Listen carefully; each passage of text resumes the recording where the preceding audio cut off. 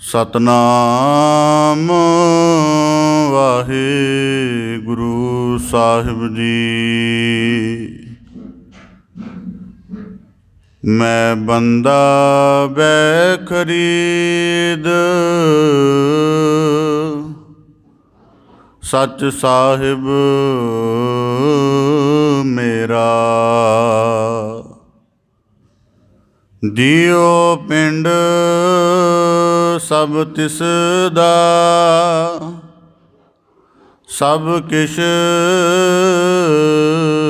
ਹੈ ਤੇਰਾ। ਮਾਣ ਨਿਮਾਣੇ ਤੂੰ ਤਣੀ, ਤੇਰਾ ਪਰਵਾਸਾ।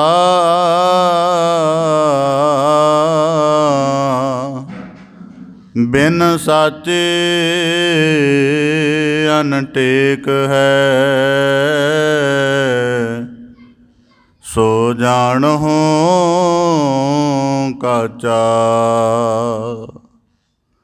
ਚਰਨ ਚਲੋ ਮਾਰਗ ਗੋਬਿੰਦ, ਮਿਟਹਿ ਪਾਪ ਜਪੀਐ ਹਰ ਬਿੰਦ। ਕਰ ਹਰ ਕਰਮ ਸ਼ਰਵਨ ਹਰ ਕਥਾ, ਹਰ ਦਰਗਹਿ ਨਾਨਕ ਊਜਲ ਮਥਾ। ਬੜ ਭਾਗੀ ਤੇ ਜਨ ਜਗ ਮਾਹੀ, ਸਦਾ ਸਦਾ ਹਰ ਕੇ ਗੁਣ ਗਾਹੇ। ਬੇਸੁਮਾਰ ਅਥਾਹ ਅਗਨਤ ਤੋਲੈ, ਜੋ ਬੁਲਾਵਹੁ ਤਿਉ ਨਾਨਕ ਦਾਸ ਬੋਲੇ। ਦੇਤਾ ਜੀਉ ਪਿੰਡ ਸਭ ਤੇਰਾ, ਤੂੰ ਅੰਤਰਜਾਮੀ ਪੁਰਖ ਭਗਵਾਨ। ਦਾਸਨ ਦਾਸ ਕਹੈ ਜਨ ਨਾਨਕ, ਜਿਹਾ ਤੂੰ ਕਰਾਏ ਤੇਹਾ ਹੋ ਕਰੀ ਵਖਿਆਨ। ਸਤਨਾਮ ਵਾਹਿਗੁਰੂ ਸਾਹਿਬ ਜੀ। ਸ਼ਲੋਕ ਸੇਖ ਫਰੀਦ ਕੇ, ਇਕ ਓੰਕਾਰ ਸਤਿਗੁਰ ਪ੍ਰਸਾਦ। ਜਿਤ ਦਿਹਾੜੈ ਧਨਵਰੀ, ਸਾਹੇ ਲਏ ਲਿਖਾਇ। ਮਲਕ ਜੇ ਕੰਨੀ ਸੁਣੀਂਦਾ, ਮੋਹ ਦੇ ਖਾਲੇ ਆਏ। ਜਿਤ ਦਿਹਾੜੈ ਧਨਵਰੀ, ਸਾਹੇ ਲਏ ਲਿਖਾਇ। ਮਲਕ ਜੇ ਕੰਨੀ ਸੁਣੀਂਦਾ, ਮੋਹ ਦੇ ਖਾਲੇ ਆਏ। ਵਾਹਿਗੁਰੂ ਜੀ ਕਾ ਖਾਲਸਾ, ਵਾਹਿਗੁਰੂ ਜੀ ਕੀ ਫਤਿਹ। ਧੰਨ ਧੰਨ ਸਤਿਗੁਰੂ ਗੁਰੂ ਗਰੀਬ ਨਿਵਾਜ ਪਤਿਤ ਪਾਵਨ, ਕਿਰਪਾ ਨਿਧ ਦਇਆ ਨਿਧ ਕਰੁਣਾ ਨਿਧ ਗੁਣ ਨਿਧ ਸਤਿਗੁਰੂ ਸ੍ਰੀ ਗੁਰੂ ਗ੍ਰੰਥ ਸਾਹਿਬ ਜੀ ਦੀਨ ਦਇਆਲ ਪਾਤਸ਼ਾਹ, ਤਿਨਾਂ ਦੀ ਅਪਾਰ ਮਿਹਰਮਤ ਹੈ, ਅਥਾਹ ਬਖਸ਼ਿਸ਼ ਹੈ। ਸਤਿਗੁਰੂ ਸਾਹਿਬ ਜੀ ਨੇ ਆਪਣੀ ਅਪਾਰ ਬਖਸ਼ਿਸ਼ ਭਰੀ ਨਦਰ ਮਿਹਰ ਕਰਕੇ ਆਪਣੀ ਪਾਵਨ ਪਵਿੱਤਰ ਹਜ਼ੂਰੀ ਦੇ ਅੰਤਰਗਤ ਸਤਸੰਗਤ ਰੂਪ ਵਿੱਚ ਜੁੜਨ ਦਾ ਅਮੋਲਕ ਅਵਸਰ ਬਖਸ਼ਿਸ਼ ਕੀਤਾ ਹੈ ਜੀ। ਆਪ ਜੀ ਬੜੇ ਸੁਭਾਗਸ਼ਾਲੀ ਹੋ ਜੋ ਸਤਿਗੁਰੂ ਕੀ ਰਹਿਮਤ ਦੇ ਪਾਤਰ ਬਣਦਿਆਂ ਹੋਇਆਂ ਆਪਣੇ ਮਨੁੱਖਾ ਜੀਵਨ ਨੂੰ ਗੁਰੂ ਸ਼ਬਦ ਦੇ ਕੀਰਤਨ ਅਭਿਆਸ, ਗੁਰ ਸ਼ਬਦ ਦੇ ਵਿਚਾਰ ਅਭਿਆਸ ਦੇ ਨਾਲ ਸਫਲ ਕਰਨ ਦਾ ਨਿਰਮਲ ਯਤਨ ਕਰ ਰਹੇ ਹੋ ਜੀ। ਬੜੇ ਸੁਭਾਗਸ਼ਾਲੀ ਹੋ।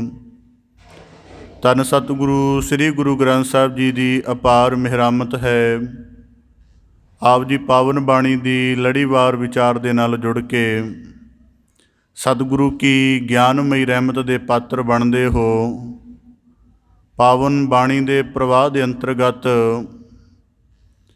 ਰਾਗਬੱਧ ਬਾਣੀ ਤੋਂ ਬਾਅਦ ਭਗਤ ਸਾਹਿਬਾਨਾਂ ਦੀ, ਗੁਰੂ ਸਾਹਿਬਾਨਾਂ ਦੀ ਬਾਣੀ ਦੀ ਜੋ ਰਚਨਾ ਹੈ, ਉਸ ਦੇ ਅੰਤਰਗਤ ਭਗਤ ਸਿਰਮੌਰ ਬਾਬਾ ਸ਼ੇਖ ਫਰੀਦ ਸਾਹਿਬ ਜੀ ਤਿੰਨਾਂ ਦੇ ਸ਼ਲੋਕਾਂ ਦੀ ਲੜੀਵਾਰ ਵਿਚਾਰ ਪ੍ਰਾਰੰਭ ਹੋਣ ਜਾ ਰਹੀ ਹੈ।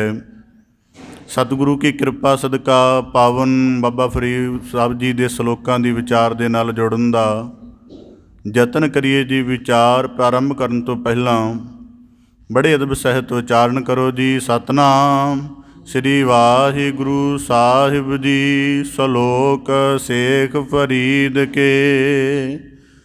ਜਦ ਅਸੀਂ ਧੰਨ ਸਤਿਗੁਰੂ ਸ੍ਰੀ ਗੁਰੂ ਗ੍ਰੰਥ ਸਾਹਿਬ ਜੀ ਦੀ ਪਾਵਨ ਪਵਿੱਤਰ ਬਾਣੀ ਪੜ੍ਹਦੇ ਹਾਂ ਤਾਂ ਸਾਨੂੰ ਸਹਿਜੇ ਹੀ ਇਹ ਅਨੁਭਵ ਹੋ ਜਾਂਦਾ ਹੈ ਕਿ ਧੰਨ ਸਤਿਗੁਰੂ ਸ੍ਰੀ ਗੁਰੂ ਗ੍ਰੰਥ ਸਾਹਿਬ ਜੀ ਦੀ ਬਾਣੀ ਪ੍ਰਵਾਹ ਦੇ ਅੰਤਰਗਤ ਸਮੁੱਚੇ ਵਿਸ਼ਵ ਦੀਆਂ ਜਿੰਨੀਆਂ ਭਗਤੀ ਧਾਰਾਂ ਨੇ ਜਾਂ ਵਿਸ਼ਵ ਦੇ ਜਿੰਨੇ ਪੰਥਾਂ ਦੇ ਵਿੱਚ ਭਗਤੀ ਦਾ, ਗਿਆਨ ਦਾ ਜਿੰਨਾ ਵੀ ਅਨੁਭਵ ਹੈ, ਉਹ ਕਿਸੇ ਨਾ ਕਿਸੇ ਰੂਪ ਦੇ ਵਿੱਚ, ਕਿਸੇ ਨਾ ਕਿਸੇ ਧਾਰਾ ਦੁਆਰਾ ਗੁਰੂ ਗ੍ਰੰਥ ਸਾਹਿਬ ਜੀ ਦੀ ਬਾਣੀ ਪ੍ਰਵਾਹ ਦੇ ਵਿੱਚ ਜ਼ਰੂਰ ਸ਼ਾਮਲ ਹੋਇਆ ਹੈ। ਜਿੱਥੇ ਭਗਤ ਰਾਮਾਨੰਦ ਜੀ ਦੁਆਰਾ ਸਨਾਤਨ ਮਤ ਦੇ ਵਿੱਚ ਜਿਹੜਾ ਭਗਤੀ ਦਾ ਅਨੁਭਵ ਹੈ ਉਹ ਸ਼ਾਮਲ ਹੁੰਦਾ ਹੈ, ਉੱਥੇ ਹੀ ਇਸਲਾਮ ਦੁਆਰਾ ਭਗਤ ਬਾਬਾ ਫਰੀਦ ਸਾਹਿਬ ਜੀ ਜਿਹੜੇ ਸੂਫੀਵਾਦ ਦੇ ਨਾਲ ਸੰਬੰਧ ਰੱਖਦੇ ਹਨ, ਉਹਨਾਂ ਦੀ ਧਾਰਾ ਦਾ ਪ੍ਰਵੇਸ਼ ਬਾਣੀ ਦੁਆਰਾ ਹੁੰਦਾ ਹੈ। ਇਸ ਕਰਕੇ ਧੰਨ ਸਤਿਗੁਰੂ ਗੁਰੂ ਗ੍ਰੰਥ ਸਾਹਿਬ ਜੀ ਦਾ ਜਦ ਅਸੀਂ ਸਵੇਰ ਵੇਲੇ ਦਰਸ਼ਨ ਕਰਦੇ ਹਾਂ ਤਾਂ ਉਸ ਸਾਰੀ ਕਿਰਿਆ ਨੂੰ ਪ੍ਰਕਾਸ਼ ਆਖਦੇ ਹਾਂ। ਪ੍ਰਕਾਸ਼ ਕਰਨ ਦਾ ਮਤਲਬ ਹੈ, ਉਹਦਾ ਅਰਥ ਇਹ ਹੈ ਕਿ ਕਿਤੇ ਇਹਦੇ ਵਿੱਚ ਯੋਗ ਦਾ ਅਨੁਭਵ ਚੱਲ ਰਿਹਾ ਹੈ, ਕਿਤੇ ਭਗਤੀ ਦਾ, ਕਿਤੇ ਸ਼ਬਦ ਅਨੁਭਵ ਦਾ, ਕਿਤੇ ਵੈਰਾਗ ਦਾ, ਕਿਤੇ ਰਹੱਸ ਦਾ, ਕਿਤੇ ਕੀਰਤਨ ਦਾ। ਹਜ਼ਾਰਾਂ ਤਰ੍ਹਾਂ ਦੇ ਅਨੁਭਵ ਜਿਹੜੇ ਹਨ ਬਾਣੀ ਦੇ ਵਿੱਚ ਚੱਲ ਰਹੇ ਹਨ। ਅਤੇ ਜਦੋਂ ਹੀ ਗੁਰੂ ਗ੍ਰੰਥ ਸਾਹਿਬ ਜੀ ਦਾ ਪਾਵਨ ਅਸੀਂ ਪ੍ਰਕਾਸ਼ ਕਹਿੰਦੇ, ਉਹਦਾ ਭਾਵ ਇਹ ਹੈ ਕਿ ਜਿਹੜੀ ਸਾਰੀ ਕਾਇਨਾਤ ਦਾ ਗਿਆਨ, ਬ੍ਰਹਿਮੰਡ ਦੇ ਵਿੱਚ ਅਕਾਲ ਪੁਰਖ ਦੀ ਹਸਤੀ ਦਾ ਜੋ ਭਗਤੀ ਰੂਪ, ਗਿਆਨ ਰੂਪ ਵਰਣਨ ਹੈ, ਉਹ ਇੱਕਦਮ ਖੁੱਲ੍ਹ ਜਾਂਦਾ ਹੈ। ਅਤੇ ਸਾਨੂੰ ਇੱਥੇ ਬੈਠਿਆਂ ਨੂੰ ਇਤਨੀ ਦੂਰ ਤੋਂ ਭਗਤੀ ਦੇ ਜਿਹੜੇ ਅਨੁਭਵ ਗੁਰੂ ਗ੍ਰੰਥ ਸਾਹਿਬ ਜੀ ਤੱਕ ਚੱਲ ਕੇ ਆਏ ਨੇ, ਉਹਨਾਂ ਨੂੰ ਨਤਮਸਤਕ ਹੋਣ ਦਾ, ਉਹਨਾਂ ਦੇ ਨਾਲ ਜੁੜਨ ਦਾ ਅਤੇ ਉਹਨਾਂ ਦੀ ਉਚਾਈ ਨੂੰ ਮਾਨਣ ਦਾ ਸੁਭਾਗ ਪ੍ਰਾਪਤ ਹੋ ਜਾਂਦਾ। ਜੇ ਅਸੀਂ ਆਪਣੇ ਪੰਜਾਬੀ ਨੁਕਤੇ ਤੋਂ ਇਸ ਗੱਲ ਨੂੰ ਸਮਝਣ ਦਾ ਯਤਨ ਕਰੀਏ ਤਾਂ ਬਾਬਾ ਫਰੀਦ ਸਾਹਿਬ ਜੀ ਇੰਨਾ ਜ਼ਿਆਦਾ ਸਾਡੀ ਰੂਹ ਦਾ ਹਿੱਸਾ ਹਨ, ਇੰਨਾ ਜ਼ਿਆਦਾ ਸਾਡੇ ਜੀਵਨ 'ਚ ਉਹਨਾਂ ਦੀ ਇੱਕ ਸੁਰਤਾ ਹੈ, ਇੱਕ ਮੇਲਤਾ ਹੈ, ਇਤਨਾ ਸਨੇਹ ਹੈ ਕਿ ਜਿਵੇਂ ਆਪ ਸਾਡੀਆਂ ਆਮ ਅਖੌਤਾਂ ਨੇ, ਉਹਨਾਂ ਦੇ ਵਿੱਚ ਆਮ ਅਸੀਂ ਇਹ ਪੰਕਤੀਆਂ ਸੁਣਦੇ ਜਾਂ ਸੁਣਨ ਨੂੰ ਮਿਲਦੀਆਂ ਨੇ, ਜਿਹਦੇ ਵਿੱਚ ਆਖਦੇ ਹਨ, ਕਾਲੇ ਮੈਂਡੇ ਕੱਪੜੇ ਕਾਲਾ ਮੈਂਡਾ ਵੇਸ, ਜਾਂ ਰੁੱਖੀ ਸੁੱਖੀ ਕਾਏ ਕਹਿ ਠੰਡਾ ਪਾਣੀ ਪੀਓ, ਜੰਝ ਫਰੀਦਾ ਬੁਰੇ ਦਾ ਭਲਾ ਕਰ। ਇਤਨਾ ਬਾਬਾ ਫਰੀਦ ਸਾਹਿਬ ਜੀ ਦੇ ਬੜੇ ਐਸੇ ਸ਼ਲੋਕ ਨੇ ਜਿਹੜੀ ਸਾਡੀ ਰੋਜ਼ਾਨਾ ਦੀ ਜਿਹੜੀ ਵਿਵਹਾਰਕ ਗੱਲਬਾਤ ਹੈ, ਜਦੋਂ ਅਸੀਂ ਕੋਈ ਧਾਰਮਿਕ ਨੁਕਤੇ ਦੀ ਗੱਲ ਕਰਦੇ ਹਾਂ ਤਾਂ ਸੁਤੇ ਸਿੱਧ ਸਾਡੀ ਰੂਹ ਦੇ ਵਿੱਚ ਬਾਬਾ ਫਰੀਦ ਸਾਹਿਬ ਜੀ ਦਾ ਕਲਾਮ ਰਚਿਆ ਹੋਇਆ ਹੈ ਅਤੇ ਉਹ ਸਾਡੇ ਜ਼ੁਬਾਨ 'ਤੇ ਆ ਕੇ ਸਾਡੀ ਜ਼ੁਬਾਨ ਨੂੰ ਮਿਠਾਸ ਦੇ ਨਾਲ, ਪਵਿੱਤਰਤਾ ਦੇ ਨਾਲ ਭਰ ਦਿੰਦਾ ਹੈ। ਹੁਣ ਐਸੇ ਮਹਾਂਪੁਰਖ ਦੀ, ਐਸੇ ਅਜ਼ੀਮ ਬਾਣੀਕਾਰ ਦੀ ਅਸੀਂ ਪਾਵਨ ਰਚਨਾ ਦੇ ਨਾਲ ਵਿਆਖਿਆ ਰੂਪ ਦੇ ਵਿੱਚ ਸਾਂਝ ਪਾਉਣੀ। ਉਸ ਤੋਂ ਪਹਿਲਾਂ ਉਹਨਾਂ ਦਾ ਪਵਿੱਤਰ ਜੀਵਨ ਜਿਹਦੇ ਵਿੱਚ ਬੰਦਗੀ ਦੀ ਮਹਿਕ ਹੈ, ਉਹਨਾਂ ਦਾ ਉਹ ਮਹਾਨ ਹਿਰਦਾ ਜਿਹਦੇ ਵਿੱਚ ਧਰਮ ਦੇ ਸਦਗੁਣਾਂ ਦਾ ਮਿਠਾਸ ਰੂਪ ਵੱਡਾ ਭੰਡਾਰ ਹੈ, ਉਹਨਾਂ ਦਾ ਉਹ ਗਿਆਨ ਜਿਹੜਾ ਸਾਰੀ ਸ੍ਰਿਸ਼ਟੀ ਨੂੰ ਸਰਸ਼ਾਰ ਕਰਨ ਵਾਲਾ ਹੈ, ਐਸੇ ਜੀਵਨ ਦੀ ਵਿਚਾਰ ਕਰਨੀ ਵੀ ਅਤੀ ਜ਼ਰੂਰੀ ਹੈ। ਕਿਉਂਕਿ ਰਚਨਾ ਦੁਆਰਾ ਤਾਂ ਅਸੀਂ ਨਿਹਾਲ ਹੁੰਦੇ ਹਾਂ ਉਹਨਾਂ ਦੀ ਜੋ ਪਾਵਨ ਰਚਨਾ ਹੈ, ਪਰ ਉਹਨਾਂ ਦਾ ਜੀਵਨ ਕੈਸਾ ਸੀ, ਉਹਨਾਂ ਦੇ ਜੀਵਨ ਦੇ ਵਿੱਚ ਕਿਹੜੇ ਇਲਾਹੀ ਰੰਗ ਸਮੇਂ ਸਮੇਂ 'ਤੇ ਨਿਕਲ ਕੇ ਮਾਨਵਤਾ ਦਾ ਕਲਿਆਣ ਕਰਦੇ ਰਹੇ। ਅਤੇ ਉਹ ਏਡੇ ਵੱਡੇ, ਉਹਨਾਂ ਦੇ ਨਾਮ ਨਾਲ ਇੱਕ ਸਭ ਤੋਂ ਵੱਡਾ ਤਖੱਲਸ ਲੱਗਦਾ ਹੈ, ਗੰਜੇ ਸ਼ਕਰ, ਭਾਵ ਕਿ ਮਿਠਾਸ ਦਾ ਖਜ਼ਾਨਾ। ਹੁਣ ਉਹ ਕਿਹੜੇ ਅਰਥਾਂ ਵਿੱਚ ਮਿਠਾਸ ਦੇ ਖਜ਼ਾਨੇ ਸਨ? ਪਾਵਨ ਬਾਣੀ ਦੀ ਕਿਹੜੀ ਰਚਨਾ ਦੁਆਰਾ ਸਾਰੀ ਮਾਨਵਤਾ ਨੂੰ ਬਾਬਾ ਫਰੀਦ ਸਾਹਿਬ ਜੀ ਨੇ ਨਵਾਜ਼ਿਸ਼ ਕੀਤੀ, ਇਸ ਗੱਲ ਦੀ ਸਿਲਸਿਲੇਵਾਰ ਵਿਚਾਰ ਆਪਦੇ ਸਨਮੁਖ ਰੱਖਣ ਦਾ ਯਤਨ ਕਰਾਂ। ਇਸਲਾਮ ਭਾਰਤ ਦੀ ਸਰਜ਼ਮੀਨ ਦਾ ਪ੍ਰਮੁੱਖ ਧਰਮ ਨਹੀਂ ਹੈ। ਇਸਲਾਮ ਦਾ ਜਿਹੜਾ ਅਭਿਆਸ ਹੈ ਉਹ ਭਾਰਤ ਦੀ ਸਰਜ਼ਮੀਨ 'ਤੇ ਸ਼ੁਰੂ ਤੋਂ ਨਹੀਂ ਰਿਹਾ। ਇਹ ਤਾਂ ਅਰਬ ਦੇ ਵਿੱਚ ਪੈਦਾ ਹੋਇਆ, ਅਤੇ ਅਰਬ ਤੋਂ ਚੱਲਦਾ ਚੱਲਦਾ ਜਦ ਈਰਾਨ, ਇਰਾਕ, ਬਗਦਾਦ ਵੱਲ ਇਸਲਾਮ ਦਾ ਪ੍ਰਵਾਹ ਚਲਿਆ ਗਿਆ, ਤਾਂ ਇਸਲਾਮ ਦੀ ਧਾਰਾ ਦੇ ਵਿੱਚ ਜਿੱਥੇ ਇੱਕ ਪਾਸੇ ਕੱਟੜ ਲੋਕ ਸਨ ਜਿਹੜੇ ਸ਼ਰੀਅਤ ਦੇ ਪਾਬੰਦ ਸਨ, ਹੋਰ ਸਭ ਕੁਝ ਦੇ, ਦੂਜੇ ਪਾਸੇ ਇਸਲਾਮ ਦੇ ਵਿੱਚ ਇੱਕ ਭਗਤੀ ਧਾਰਾ ਪੈਦਾ ਹੋਈ ਕਿ ਜਿਹੜੇ ਬੰਦਿਆਂ ਨੇ ਭਗਤੀ ਨੂੰ ਪ੍ਰਮੁੱਖਤਾ ਦਿੱਤੀ ਅਤੇ ਭਗਤੀ ਦੇ ਅਨੁਭਵ ਨੂੰ ਕਮਾਉਣ ਦੇ ਲਈ ਸਾਰੀ ਜ਼ਿੰਦਗੀ ਸਾਧਨਾ ਕੀਤੀ। ਇਹਨਾਂ ਪੁਰਖਾਂ ਨੂੰ ਸੂਫੀ ਕਿਹਾ ਜਾਂਦਾ ਹੈ। ਸੂਫੀ ਦਾ ਭਾਵ ਕਿ ਜਿਹੜੇ ਇਸਲਾਮ ਦੇ ਵਿੱਚ ਭਗਤੀ ਕਰਨ ਵਾਲੇ ਬੰਦੇ ਹਨ, ਜਿਨ੍ਹਾਂ ਨੇ ਧਰਮ ਦੀ ਆਮ ਜਿਹੜੀ ਸ਼ਰੀਅਤ ਦਾ ਕੱਟੜ ਪੁਣੇ ਨੂੰ ਉਲੰਘ ਕੇ ਤਾਂ ਸਾਰੀ ਮਾਨਵਤਾ ਨੂੰ ਕਲਾਵੇ ਦੇ ਵਿੱਚ ਲੈਂਦਿਆਂ ਹੋਇਆਂ ਅੱਲਾਹ ਤਾਲਾ ਦੇ ਨੂਰ ਦੇ ਨਾਲ ਰੂਬਰੂ ਕਰਾ ਕੇ ਨਿਹਾਲ ਕੀਤਾ। ਉਸੇ ਸੂਫੀਵਾਦ ਦਾ ਆਗਮਨ ਜਿਹੜਾ ਹੈ ਭਾਰਤ ਵਿੱਚ ਹੁੰਦਾ ਹੈ, ਅਤੇ ਸਿਆਣੇ ਵਿਦਵਾਨਾਂ ਦਾ ਕਹਿਣਾ ਕਿ ਭਾਰਤ ਵਿੱਚ ਇਸਲਾਮ ਤਲਵਾਰ ਦੇ ਜ਼ੋਰ ਨਾਲ ਨਹੀਂ, ਸੂਫੀਆਂ ਦੇ ਪ੍ਰੇਮ ਕਰਕੇ, ਸੂਫੀਆਂ ਦੀ ਬੰਦਗੀ ਕਰਕੇ, ਸੂਫੀਆਂ ਦੇ ਉੱਚੇ ਸੁੱਚੇ ਜੀਵਨ ਕਰਕੇ ਕਾਇਮ ਹੋ ਸਕਿਆ ਹੈ। ਇਸ ਕਰਕੇ ਬਾਬਾ ਫਰੀਦ ਸਾਹਿਬ ਜੀ ਸੂਫੀਆਂ ਦੇ 6 ਸਿਲਸਿਲਿਆਂ ਦੇ ਵਿੱਚੋਂ ਚਿਸ਼ਤੀ ਸਿਲਸਿਲੇ ਦੇ ਨਾਲ ਸੰਬੰਧ ਰੱਖਦੇ ਹਨ।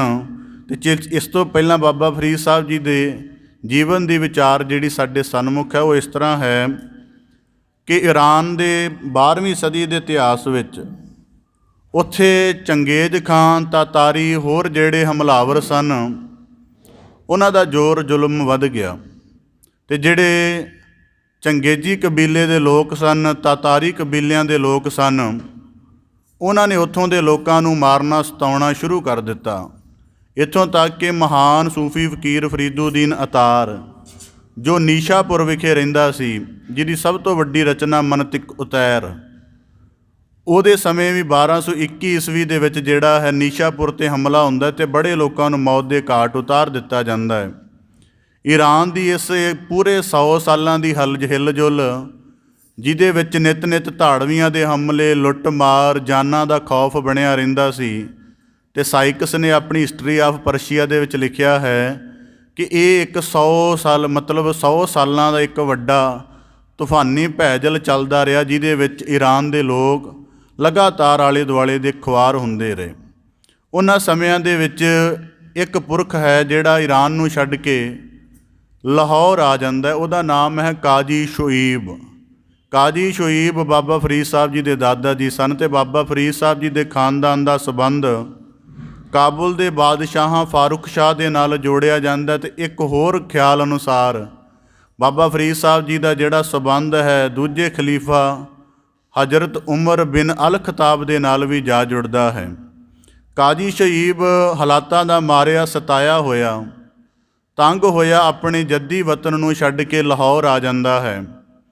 ਆਪਣੇ 3 ਪੁੱਤਰਾਂ ਸਮੇਤ, ਆਪਣੇ ਕੁਝ ਨੌਕਰਾਂ ਸਮੇਤ ਉਹ ਲਾਹੌਰ ਵਿਖੇ ਆ ਕੇ ਠਹਿਰ ਜਾਂਦਾ ਹੈ।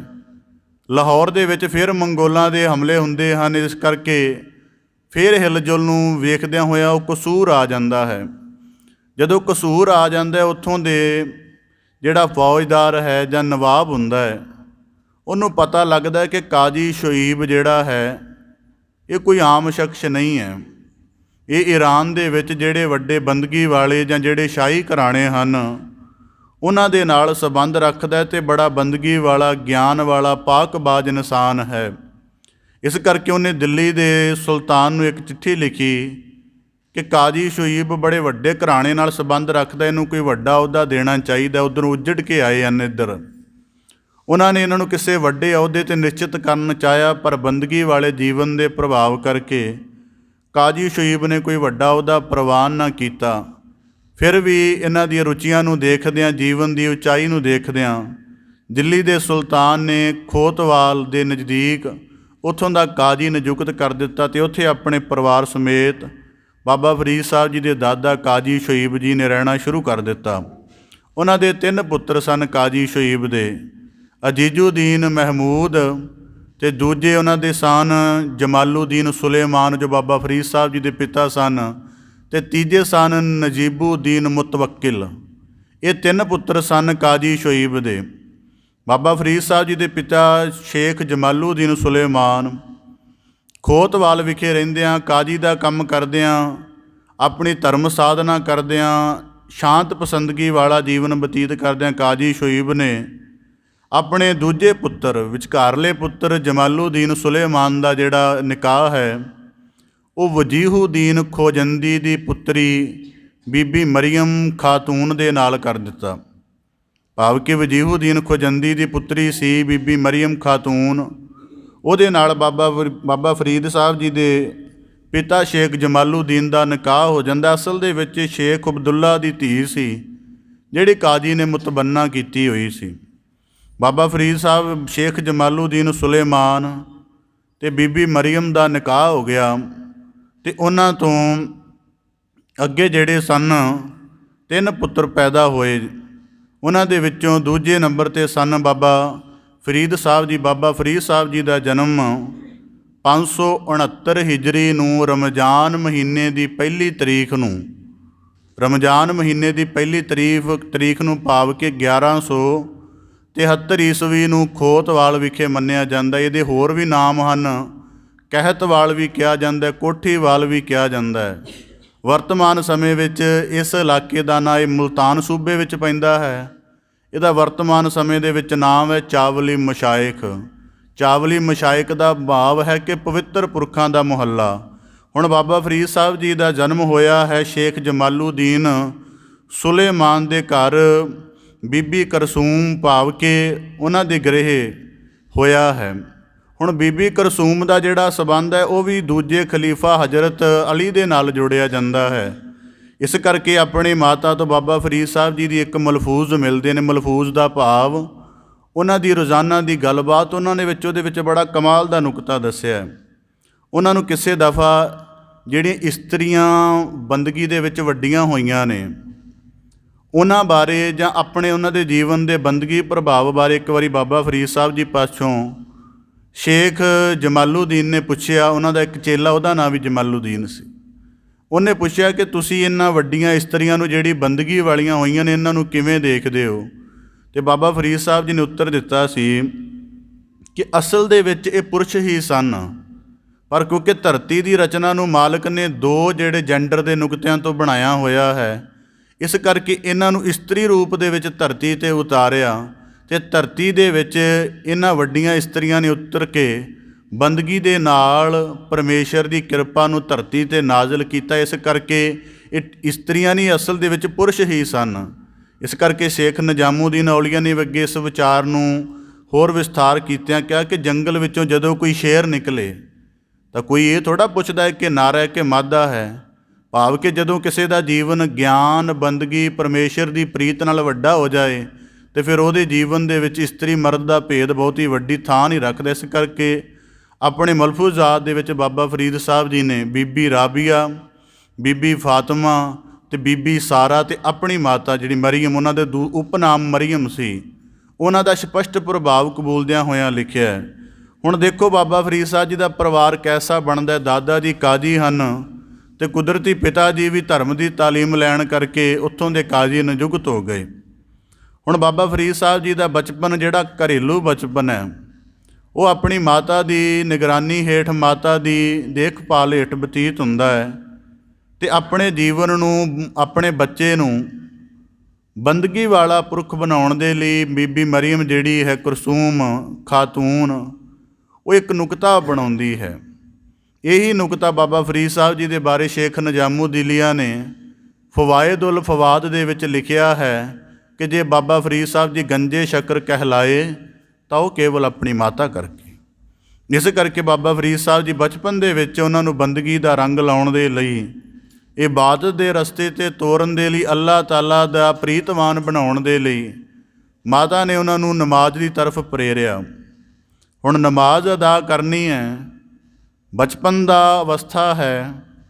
ਉਹਨਾਂ ਨੇ ਇੱਕ ਨੁਕਤਾ ਅਪਣਾਇਆ ਕਿ ਸ਼ੇਖ ਫਰੀਦ ਨੂੰ, ਫਰੀਦੁਦੀਨ ਮਸਊਦ ਉਹਨਾਂ ਦਾ ਪੂਰਾ ਨਾਮ ਹੈ, ਕਿ ਉਹਨਾਂ ਨੂੰ ਕਿਸੇ ਨਾ ਕਿਸੇ ਢੰਗ ਨਾਲ ਪ੍ਰੇਰਨਾ ਦਿੱਤੀ ਜਾਵੇ। ਉਹਨਾਂ ਨੇ ਕਿਹਾ ਕਿ ਪੁੱਤਰ ਤੂੰ ਅੱਲਾਹ ਤਾਲਾ ਦੀ ਨਮਾਜ਼ ਇਬਾਦਤ ਕਰਿਆ ਕਰ। ਤਾਂ ਕੁਦਰਤੀ ਬੱਚੇ ਦੇ ਅੰਦਰ ਉਤਸੁਕਤਾ ਬੜੀ ਹੁੰਦੀ ਹੈ। ਕੋਈ ਵੀ ਕੰਮ ਬਾਜ਼ਾਰ ਵੀ ਭੇਜਣਾ ਹੋਵੇ ਤਾਂ ਪਹਿਲਾਂ ਬੱਚਾ ਆਪਣਾ ਹਿੱਤ ਦੇਖਦਾ। ਤਾਂ ਕੁਦਰਤੀ ਮਾਤਾ ਨੂੰ ਪੁੱਛਿਆ ਕਿ ਮਿਲੇਗਾ ਕੀ? ਕਹਿਣ ਲੱਗੇ ਸ਼ੱਕਰ ਮਿਲੇਗੀ। ਨਮਾਜ਼ ਪੜ੍ਹਨ ਤੋਂ ਪਹਿਲਾਂ ਮੁਸੱਲੇ ਦੇ ਹੇਠ, ਮੁਸੱਲਾ ਭਾਵ ਜਿਹਦੇ ਉੱਪਰ ਇੱਕ ਕੱਪੜਾ ਹੁੰਦਾ ਵਿਸ਼ੇਸ਼ ਕਿਸਮ ਦਾ, ਉਹਦੇ ਉੱਪਰ ਗੋਡਿਆਂ ਪਰਨੇ ਹੋ ਕੇ ਨਮਾਜ਼ ਪੜ੍ਹੀ ਜਾਂਦੀ ਹੈ। ਨਮਾਜ਼ ਸ਼ੁਰੂ ਹੋਣ ਤੋਂ ਪਹਿਲਾਂ ਮੁਸੱਲੇ ਹੇਠ ਬਾਬਾ ਫਰੀਦ ਸਾਹਿਬ ਜੀ ਦੀ ਮਾਤਾ ਜੀ ਰੋਜ਼ਾਨਾ ਸ਼ੱਕਰ ਦੀ ਪੁੜੀ ਰੱਖ ਦਿੰਦੇ ਸਨ ਅਤੇ ਨਮਾਜ਼ ਤੋਂ ਬਾਅਦ ਮੁਸੱਲਾ ਇਕੱਠਾ ਕਰੀਦਾ ਹੈ। ਉਹਨਾਂ ਰੋਜ਼ਾਨਾ ਸ਼ੱਕਰ ਦੀ ਪੁੜੀ ਪ੍ਰਾਪਤ ਹੋਣੀ ਅਤੇ ਉਹਨਾਂ ਦੇ ਜੀਵਨ 'ਚ ਬੰਦਗੀ ਦਾ ਰੰਗ ਚੱਲਣਾ ਸ਼ੁਰੂ ਹੋ ਗਿਆ।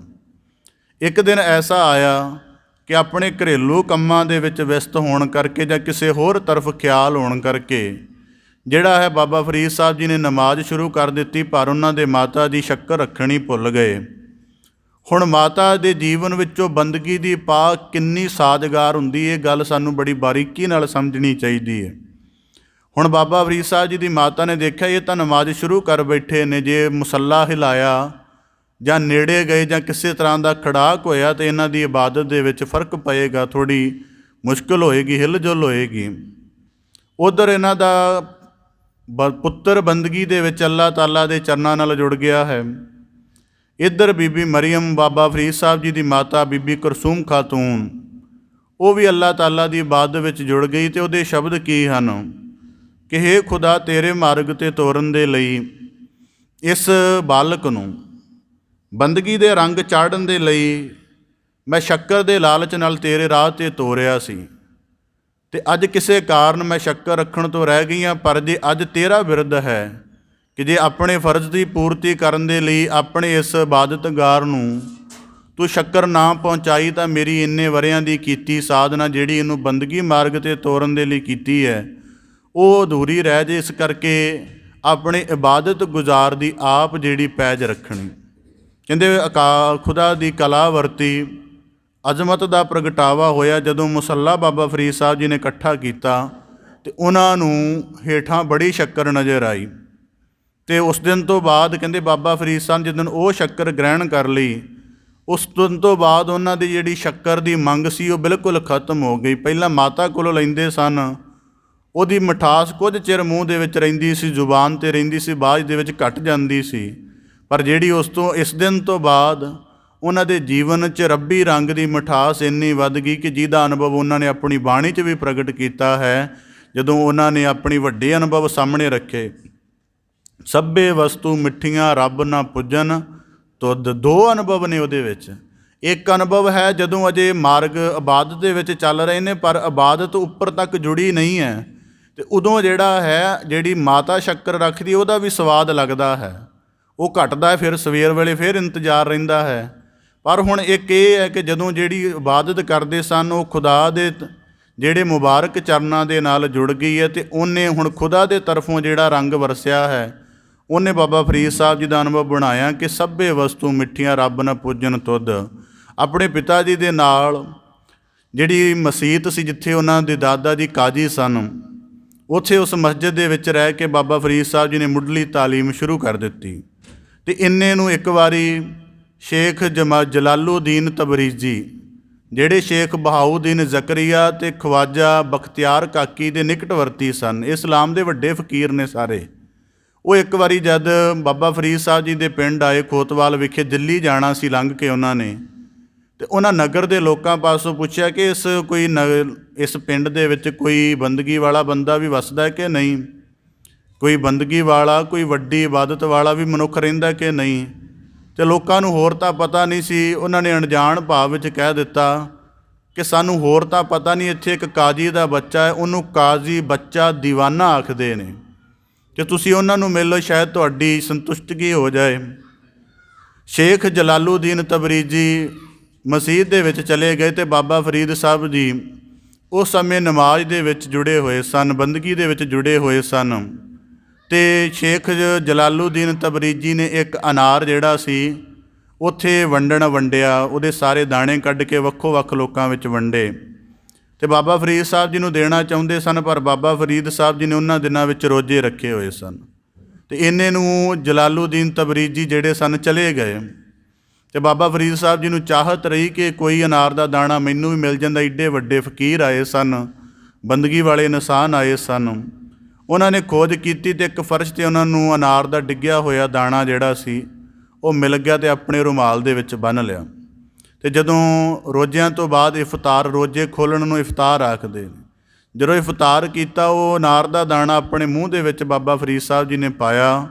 ਉਹਨਾਂ ਦੇ ਅੰਦਰ ਰੂਹਾਨੀ ਕਿਸਮ ਦਾ ਬੜਾ ਚਾਨਣ ਹੋ ਗਿਆ, ਉਹ ਨਿਹਾਲ ਹੋ ਗਏ। ਤੇ ਫਿਰ ਇਸ ਗੱਲ ਦਾ ਥੋੜ੍ਹੇ ਸਮੇਂ ਬਾਅਦ ਆਪਣੇ ਮੁਰਸ਼ਿਦ ਖਵਾਜਾ ਕੁਤਬੁਦੀਨ ਬਖਤਿਆਰ ਕਾਕੀ ਦੇ ਨਾਲ ਜਦ ਬਾਬਾ ਫਰੀਦ ਸਾਹਿਬ ਜੀ ਨੇ ਸਾਂਝ ਪਾਈ ਕਿ ਇੱਕ ਅਨਾਰ ਦਾ ਦਾਣਾ ਖਾਣ ਦੇ ਨਾਲ ਮੈਨੂੰ ਰੂਹਾਨੀ ਜੀਵਨ ਦੇ ਇੰਨੇ ਗੋਹਜਰ ਹੱਸ ਸਮਝ ਆਏ, ਮੇਰੀ ਚਾਹਤ ਸੀ ਕਿ ਮੈਨੂੰ ਸਾਰਾ ਅਨਾਰ ਦਾ ਦਾਣਾ ਖਾਣ ਨੂੰ ਮਿਲਦਾ।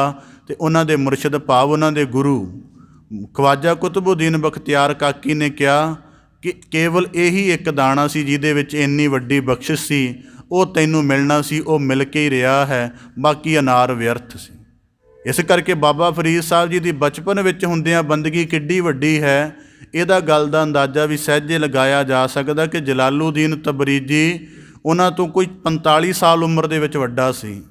45 ਸਾਲ ਦਾ ਇੱਕ ਫਕੀਰ ਬੰਦਾ 8 ਸਾਲ ਦੇ ਬਾਲਕ ਤੋਂ ਪ੍ਰਭਾਵਿਤ ਹੋ ਕੇ ਉਹਨੂੰ ਆਪਣੀ ਕੋਈ ਬਖਸ਼ਿਸ਼ ਕੁਝ ਦੇਣਾ ਚਾਹੇ, ਇਹਦੇ ਤੋਂ ਸਾਨੂੰ ਇਲਮ ਹੋ ਸਕਦਾ ਉਹਨਾਂ ਦੀ ਕਿੱਡੀ ਵੱਡੀ ਬੰਦਗੀ ਦੇ ਸ਼ਖਸੀਅਤ ਸੀ।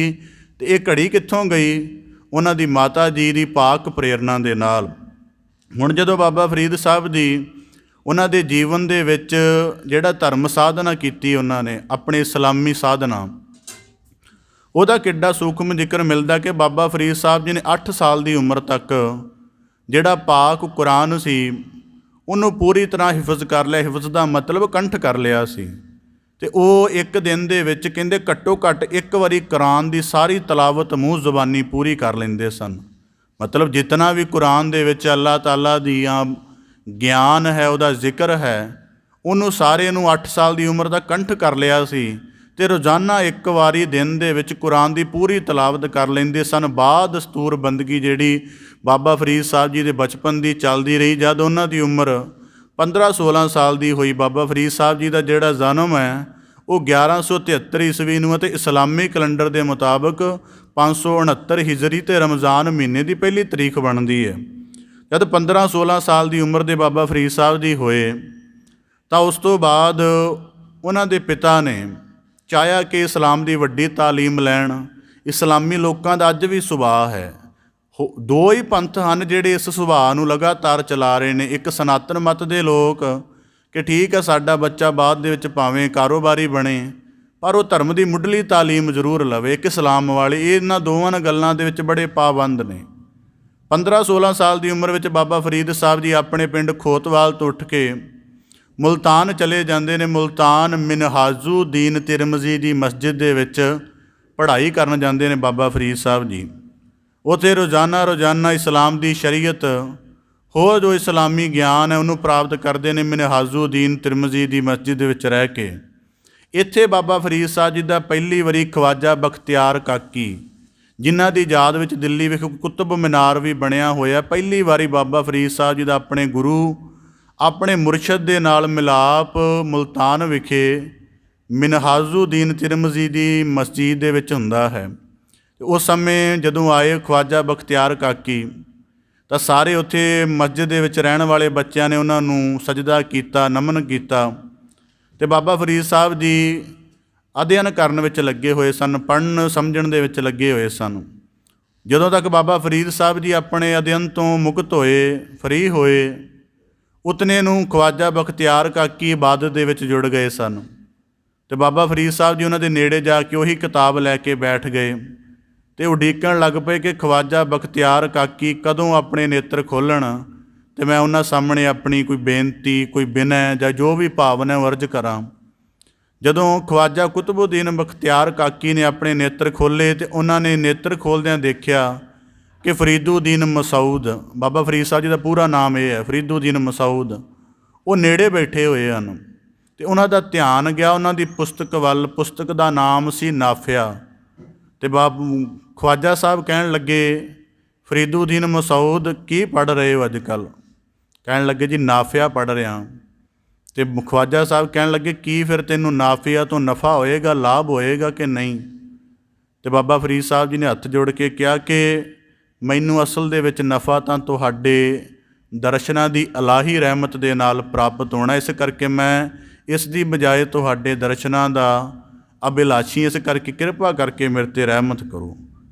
ਖਵਾਜਾ ਸਾਹਿਬ ਦੇ ਜੀਵਨ ਨੂੰ ਦੇਖ ਕੇ ਬਾਬਾ ਫਰੀਦ ਸਾਹਿਬ ਜੀ ਇਤਨੇ ਪ੍ਰਭਾਵਿਤ ਹੋਏ ਕਿ ਕਹਿਣ ਲੱਗੇ ਕਿ ਮੈਂ ਤੁਹਾਡਾ ਮੁਰੀਦ ਬਣਨਾ ਚਾਹੁੰਦਾ, ਕਿਰਪਾ ਕਰਕੇ ਮੈਨੂੰ ਮੁਰੀਦ ਵਜੋਂ ਪ੍ਰਵਾਨ ਕਰੋ। ਅਤੇ ਖਵਾਜਾ ਬਖਤਿਆਰ ਕਾਕੀ ਨੇ ਕਹਿ ਦਿੱਤਾ ਕਿ ਨਹੀਂ, ਅਜੇ ਤੁਹਾਨੂੰ ਮੈਂ ਮੁਰੀਦ ਵਜੋਂ ਪ੍ਰਵਾਨ ਨਹੀਂ ਕਰ ਸਕਦਾ। ਕਹਿਣ ਲੱਗੇ ਕਿਉਂ? ਕਹਿੰਦੇ ਜਿਹੜਾ ਬੇਇਲਮ ਜ਼ਾਹਿਦ, ਜ਼ਾਹਿਦ ਦਾ ਮਤਲਬ ਚੇਲਾ ਜਾਂ ਸ਼ਾਗਿਰਦ ਜਾਂ ਮੁਰੀਦ ਜਾਂ ਵਿਦਿਆਰਥੀ, ਕਹਿੰਦੇ ਜਿਹੜਾ ਬੇਇਲਮ ਜ਼ਾਹਿਦ ਹੁੰਦਾ ਹੈ ਉਹ ਸ਼ੈਤਾਨ ਦਾ ਹੱਥ ਠੋਕਾ ਹੁੰਦਾ ਹੈ। ਮਤਲਬ ਜਿਹੜੇ ਸ਼ਾਗਿਰਦ ਕੋਲੋਂ, ਜਿਹੜੇ ਰੱਬੀ ਮਾਰਗ 'ਤੇ ਚੱਲਣ ਵਾਲੇ ਕੋਲੋਂ ਪੂਰਾ ਇਲਮ ਨਹੀਂ ਹੁੰਦਾ, ਸ਼ੈਤਾਨ ਦੇ ਅਧੀਨ ਹੋ ਜਾਂਦੇ। ਇਸ ਕਰਕੇ ਪਹਿਲਾਂ ਆਪਣੀ ਸਾਰੀ ਜਿਹੜੀ ਤਾਲੀਮ ਪੂਰੀ ਕਰੋ। ਫਿਰ ਉਸ ਤੋਂ ਬਾਅਦ ਬਾਬਾ ਫਰੀਦ ਸਾਹਿਬ ਜੀ 18-19 ਸਾਲ ਦੀ ਉਮਰ ਪੂਰੀ ਕਰਕੇ ਕਾਬਲ, ਕੰਧਾਰ, ਖੁਰਾਸਾਨ, ਈਰਾਨ, ਇਰਾਕ ਵਾਲੇ ਤਰਫ ਚਲੇ ਜਾਂਦੇ ਨੇ। ਉੱਥੇ ਭ੍ਰਮਣ ਕਰਦਿਆਂ ਇਸਲਾਮ ਦੀ ਵੱਡੀ ਤਾਲੀਮ ਲੈ ਕੇ ਆਉਂਦੇ ਹਨ। ਅਤੇ ਇੱਥੋਂ ਹੀ ਜ਼ਿਕਰ ਮਿਲਦਾ ਕਿ ਇਸੇ ਹੀ ਸਾਲਾਂ ਦੇ ਵਿੱਚ ਬਾਬਾ ਫਰੀਦ ਸਾਹਿਬ ਜੀ ਆਪਣੇ ਉਸਤਾਦ ਨਜ਼ੀਰ ਅਤੇ ਆਪਣੇ ਮਾਤਾ ਪਿਤਾ ਦੇ ਨਾਲ ਮੱਕੇ ਦੀ ਯਾਤਰਾ ਵੀ ਕਰਨ ਗਏ ਸਨ। ਅਤੇ ਉੱਥੇ ਉਹਨਾਂ ਦੀ ਜਿਹੜੀ ਮਿਲਣੀ ਹੈ ਬੜੇ ਵੱਡੇ ਇਸਲਾਮ ਦੇ, ਜਿਨ੍ਹਾਂ ਨੂੰ ਇਸਲਾਮ ਦੇ ਬੜੇ ਵੱਡੇ ਜਿਹੜੇ ਹਨ ਸਕਾਲਰ, ਸੰਤ ਸਕਾਲਰ ਹੋਏ ਹਨ, ਕੁਤਬੁ ਆਲਮ ਗੌਸ਼ੇ ਪਾਕ ਅਬਦੁਲ ਕਾਦਰ ਜੀਲਾਨੀ, ਉਹਨਾਂ ਦੇ ਨਾਲ ਬਾਬਾ ਫਰੀਦ ਸਾਹਿਬ ਜੀ ਦੀ ਮੁਲਾਕਾਤ ਹੁੰਦੀ ਹੈ। ਅਤੇ ਕਹਿੰਦੇ ਉਹ ਬਾਬਾ ਫਰੀਦ ਸਾਹਿਬ ਜੀ ਨੂੰ ਹਜ਼ਰਤ ਮੁਹੰਮਦ ਸਾਹਿਬ ਦੀਆਂ ਕੁਝ ਨਿਸ਼ਾਨੀਆਂ ਵੀ ਦਿੰਦੇ ਹਨ। ਇਸੇ ਦੌਰਾਨ ਬਾਬਾ ਫਰੀਦ ਸਾਹਿਬ ਜੀ ਦਾ ਜੇਰੂਸ਼ਲਮ ਜਾਣ ਦਾ ਵੀ ਜ਼ਿਕਰ ਮਿਲਦਾ। ਜੇਰੂਸ਼ਲਮ ਜਿਹੜਾ ਈਸਾਈਅਤ ਦਾ ਸੈਂਟਰ ਮੰਨਿਆ ਜਾਂਦਾ ਹੈ, ਉੱਥੇ ਵੀ ਬਾਬਾ ਫਰੀਦ ਸਾਹਿਬ ਜੀ ਗਏ। ਉੱਥੋਂ ਜੋ ਯਾਤਰਾ ਦਾ ਭ੍ਰਮਣ ਕੀਤਾ ਸਾਰਾ ਕੁਝ, ਅਤੇ ਉੱਥੇ ਅੱਜ ਵੀ ਇੱਕ ਅਲ ਹਿੰਦ ਸਰਾਏ ਨਾਮ ਦੀ ਜਗ੍ਹਾ ਹੈ ਜੇਰੂਸ਼ਲਮ ਦੇ ਵਿੱਚ, ਜਿਹੜੀ ਬਾਬਾ ਫਰੀਦ ਸਾਹਿਬ ਜੀ ਦੇ ਨਾਲ ਜੁੜੀ ਮੰਨੀ ਜਾਂਦੀ ਕਿ ਇੱਥੇ ਬਾਬਾ ਫਰੀਦ ਸਾਹਿਬ ਜੀ ਕੁਝ ਦਿਨ ਠਹਿਰੇ ਸਨ। ਜਦ ਵਾਪਸ ਬਾਬਾ ਫਰੀਦ ਸਾਹਿਬ ਜੀ ਪੂਰੀ ਤਾਲੀਮ ਕਰਕੇ ਆ ਗਏ ਅਤੇ ਖਵਾਜਾ ਬਖਤਿਆਰ ਕਾਕੀ ਦਿੱਲੀ ਵਿਖੇ ਠਹਿਰੇ ਸਨ। ਇਹ ਉਹਨਾਂ ਦਾ ਪੱਕਾ ਟਿਕਾਣਾ ਸੀ। ਜਦੋਂ ਦਿੱਲੀ ਵਿਖੇ ਆ ਕੇ ਬਾਬਾ ਫਰੀਦ ਸਾਹਿਬ ਜੀ ਨੇ ਬੈਅਤ ਹੋਏ। ਬੈਅਤ ਦਾ ਮਤਲਬ ਹੁੰਦਾ ਹੈ ਆਪਣੇ ਮੁਰਸ਼ਿਦ ਦੇ ਪਾਸੋਂ ਦੀਖਿਆ ਲੈ ਕੇ ਦਾਖਲ ਹੋਣਾ। ਜਿਵੇਂ ਅਸੀਂ ਸਿੱਖ ਪੰਥ ਵਿੱਚ ਅੰਮ੍ਰਿਤ ਛਕ ਕੇ ਜਾਂ ਈਸਾਈਅਤ ਵਾਲੇ ਬਪਤਿਸਮਾ ਲੈ ਕੇ ਆਪਣੇ ਧਰਮ ਦੇ ਦੀਖਿਤ ਮੰਨਦੇ ਹਨ, ਸੂਫੀ ਜਿਹੜੇ ਸੰਤ ਹਨ ਉਹ ਬੈਅਤ ਕਰਦੇ ਹਨ। ਬੈਅਤ ਦਾ ਭਾਵ ਇਸ ਸਮੇਂ ਕਹਿੰਦੇ ਜਦ ਬਾਬਾ ਫਰੀਦ ਸਾਹਿਬ ਜੀ ਬੈਅਤ ਹੋਏ, ਮੌਲਾਨਾ ਹਮੀਮੂ ਉਦ ਦੀਨ ਨਾਗੌਰੀ, ਮੌਲਾਨਾ ਅਬੁੱਲ ਬਿਨ ਕਲਾਮ ਕਿਰਮਾਨੀ, ਮੌਲਾਨਾ ਨੂਰ ਉਦ ਦੀਨ ਜਿਹੜਾ ਗਜਨਵੀ, ਅਤੇ ਹੋਰ ਜਿਹੜੇ 4 ਵੱਡੇ ਫਕੀਰ ਸਨ, ਬਾਬਾ ਫਰੀਦ ਸਾਹਿਬ ਜੀ ਦੀ ਬੈਅਤ ਸਮੇਂ ਦਾਖਲ ਉੱਥੇ ਹਾਜ਼ਰ ਸਨ। ਖਵਾਜਾ ਬਖਤਿਆਰ ਕਾਕੀ ਦੀ ਦਰਗਾਹ 'ਤੇ ਆਪਣੇ ਮੁਰਸ਼ਿਦ ਕੋਲੋਂ ਮੁਰੀਦੀ ਪ੍ਰਾਪਤ ਕਰਕੇ ਬਾਬਾ ਫਰੀਦ ਸਾਹਿਬ ਜੀ ਨੇ ਇੱਕ ਹੁਜਰਾ ਮਿਲ ਗਿਆ। ਹੁਜਰੇ ਦਾ ਭਾਵ ਛੋਟਾ ਜਿਹਾ ਕਮਰਾ, ਜਿੱਥੇ ਫਾਕੇ ਕੱਟ ਕੇ ਸਾਧਨਾ ਕੀਤੀ ਜਾਂਦੀ ਸੀ। ਫਾਕੇ ਦਾ ਮਤਲਬ ਸਾਰੇ ਦਿਨ ਦੇ ਵਿੱਚ ਇੱਕ ਗਲਾਸ ਜਿਹੜਾ ਜਲ ਲੈਣਾ। ਅਤੇ ਬਾਬਾ ਫਰੀਦ ਸਾਹਿਬ ਜੀ ਕਰੜੀ ਬੰਦਗੀ ਕਰਦੇ ਰਹੇ, ਬੜੀਆਂ ਵੱਡੀਆਂ ਰਹਿਮਤਾਂ ਦੇ ਪਾਤਰ ਬਣੇ। ਅਤੇ ਇਤਨੇ ਨੂੰ ਖਵਾਜਾ ਬਖਤਿਆਰ ਕਾਕੀ ਦੇ, ਮੈਂ ਥੋੜ੍ਹਾ ਸਰਲ ਕਰ ਰਿਹਾ ਅੱਗੇ ਜਾ ਕੇ, ਖਵਾਜਾ ਬਖਤਿਆਰ ਕਾਕੀ ਦੇ ਜਿਹੜੇ ਮੁਰਸ਼ਿਦ ਸਨ ਖਵਾਜਾ ਮੋਇਨੂਦੀਨ ਚਿਸ਼ਤੀ, ਜਿਹੜੇ ਉਹ ਬਾਬਾ ਫਰੀਦ ਸਾਹਿਬ ਜੀ ਦੇ ਦਾਦਾ ਗੁਰੂ ਲੱਗਦੇ ਸਨ, ਦਾਦਾ ਮੁਰਸ਼ਿਦ ਲੱਗਦੇ ਸਨ। ਇੱਕ ਵਾਰੀ ਉਹ ਅਜਮੇਰ ਤੋਂ ਦਿੱਲੀ ਆਏ। ਉਹਨਾਂ ਨੂੰ ਅਜਮੇਰ ਦੇ ਗਰੀਬ ਨਵਾਜ਼ ਵੀ ਕਿਹਾ ਜਾਂਦਾ ਹੈ, ਅਤੇ ਖਵਾਜਾ ਮੋਇਨੂਦੀਨ ਚਿਸ਼ਤੀ ਨੂੰ ਸੁਲਤਾਨ ਉਲ ਆਰਫੀਨ ਵੀ ਕਿਹਾ ਜਾਂਦਾ ਹੈ, ਬ੍ਰਹਮ ਗਿਆਨੀਆਂ ਦੇ ਸੁਲਤਾਨ। ਉਹ ਇੱਕ ਵਾਰੀ ਆਪਣੇ ਮੁਰਸ਼ਿਦ ਖਵਾਜਾ ਬਖਤਿਆਰ ਕਾਕੀ ਪਾਸ ਦਿੱਲੀ ਵਿਖੇ ਆਏ, ਅਤੇ ਜਿਤਨੇ ਖਵਾਜਾ ਬਖਤਿਆਰ ਕਾਕੀ ਦੇ ਮੁਰੀਦ ਸਨ ਸਾਰਿਆਂ ਨੂੰ ਉਹਨਾਂ ਨੇ ਕੋਈ ਨਾ ਕੋਈ ਬਖਸ਼ਿਸ਼ ਕੀਤੀ। ਜਦੋਂ ਸਾਰੇ ਮੁਰੀਦਾਂ ਨੂੰ ਬਖਸ਼ਿਸ਼ ਕਰ ਦਿੱਤੀ ਅਤੇ ਖਵਾਜਾ ਮੋਇਨੂਦੀਨ ਚਿਸ਼ਤੀ ਕਹਿਣ ਲੱਗੇ ਕਿ ਖਵਾਜਾ ਬਖਤਿਆਰ ਕਾਕੀ ਨੂੰ ਕਿ ਤੇਰਾ ਕੋਈ ਹੋਰ ਮੁਰੀਦ ਵੀ ਰਹਿ ਗਿਆ ਕਿ ਨਹੀਂ? ਤਾਂ ਉਹ ਕਹਿਣ ਲੱਗੇ ਇੱਕ ਹੈ ਫਰੀਦੁਦੀਨ ਮਸਊਦ, ਪਰ ਉਹ ਹੁਜਰੇ ਵਿੱਚ ਬੰਦਗੀ ਕਰ ਰਿਹਾ ਹੈ, ਇੱਥੇ ਨਹੀਂ ਆ ਸਕਦਾ, ਸਾਨੂੰ ਉਹਦੇ ਕੋਲ ਜਾਣਾ ਪਏਗਾ। ਅਤੇ ਖਵਾਜਾ ਮੋਇਨੂਦੀਨ ਚਿਸ਼ਤੀ ਕਹਿਣ ਲੱਗੇ ਜ਼ਰੂਰ ਅਸੀਂ ਚੱਲਦੇ ਹਾਂ। ਜਦੋਂ ਬਾਬਾ ਫਰੀਦ ਸਾਹਿਬ ਜੀ ਨੇ ਸਾਹਮਣੇ ਦੇਖਿਆ ਕਿ ਮੇਰੇ ਦਾਦਾ ਮੁਰਸ਼ਿਦ ਖਵਾਜਾ ਮੋਇਨੂਦੀਨ ਚਿਸ਼ਤੀ ਅਤੇ ਮੇਰੇ ਗੁਰੂ ਮੁਰਸ਼ਿਦ ਭਾਵ ਖਵਾਜਾ ਕੁਤਬੁਦੀਨ ਬਖਤਿਆਰ ਕਾਕੀ ਦੋਵੇਂ ਖੜੇ ਹਨ ਅਤੇ ਆਪਣੇ ਦੋਵੇਂ ਦਾਦਾ ਗੁਰੂ ਅਤੇ ਗੁਰੂ ਦੇ ਅਦਬ ਵਜੋਂ ਬਾਬਾ ਫਰੀਦ ਸਾਹਿਬ ਜੀ ਨੇ ਉੱਠ ਕੇ ਉਹਨਾਂ ਨੂੰ ਸਜਦਾ ਕਰਨਾ ਚਾਹਿਆ, ਪਰ ਕਰੜੀ ਬੰਦਗੀ ਦੇ ਅਭਿਆਸ ਕਰਕੇ ਬਿਲਕੁਲ ਇਬਾਦਤ ਦੇ ਵਿੱਚ ਆਪਣੇ ਫਨਾਹ ਕੀਤੇ ਜੀਵਨ ਕਰਕੇ ਬਾਬਾ ਫਰੀਦ ਸਾਹਿਬ ਜੀ ਪਾਸੋਂ ਉੱਠਿਆ ਵੀ ਨਾ ਗਿਆ। ਉਂਝ ਹੀ ਉਹ ਧਰਤੀ 'ਤੇ ਧੜਮ ਕਰਕੇ ਡਿੱਗ ਪਏ ਅਤੇ ਧੜਮ ਕਰਦਿਆਂ ਨੇ ਹੀ ਆਪਣਾ ਸਜਦਾ ਕਰ ਦਿੱਤਾ ਅਤੇ ਖਵਾਜਾ ਮੁਈਨੂਦੀਨ ਚਿਸ਼ਤੀ ਦੀ ਮਿਹਰ ਹੋਈ। ਉਹਨਾਂ ਨੇ ਖਵਾਜਾ ਬਖਤਿਆਰ ਕਾਕੀ ਨੂੰ ਕਿਹਾ ਕਿ ਇਹ ਬੜਾ ਵੱਡਾ ਤੁਸੀਂ ਇਬਾਦਤਗਾਰ ਬੰਦਾ ਲੱਭਿਆ ਹੈ, ਆਓ ਇਹ ਖੁਦ ਨਹੀਂ, ਇਹਨੇ ਆਪਣੀ ਬੰਦਗੀ ਨੂੰ ਸਿਖਰ ਤੱਕ ਲੈ ਗਿਆ, ਹੁਣ ਅਸੀਂ ਬਖਸ਼ਿਸ਼ ਕਰੀਏ। ਇੱਕ ਮੋਢੇ ਤੋਂ ਖਵਾਜਾ ਮੁਈਨੂਦੀਨ ਚਿਸ਼ਤੀ ਅਤੇ ਇੱਕ ਮੋਢੇ ਤੋਂ ਖਵਾਜਾ ਬਖਤਿਆਰ ਕਾਕੀ ਉਹਨਾਂ ਨੂੰ ਪਕੜ ਕੇ ਉਠਾਉਂਦੇ ਹਨ ਅਤੇ ਉਹਨਾਂ ਦੇ ਸਿਰ 'ਤੇ ਮਿਹਰ ਭਰਿਆ ਹੱਥ ਰੱਖ ਕੇ ਉਹਨੂੰ ਬਖਸ਼ਿਆਂ ਦਿੰਦੇ ਹਨ।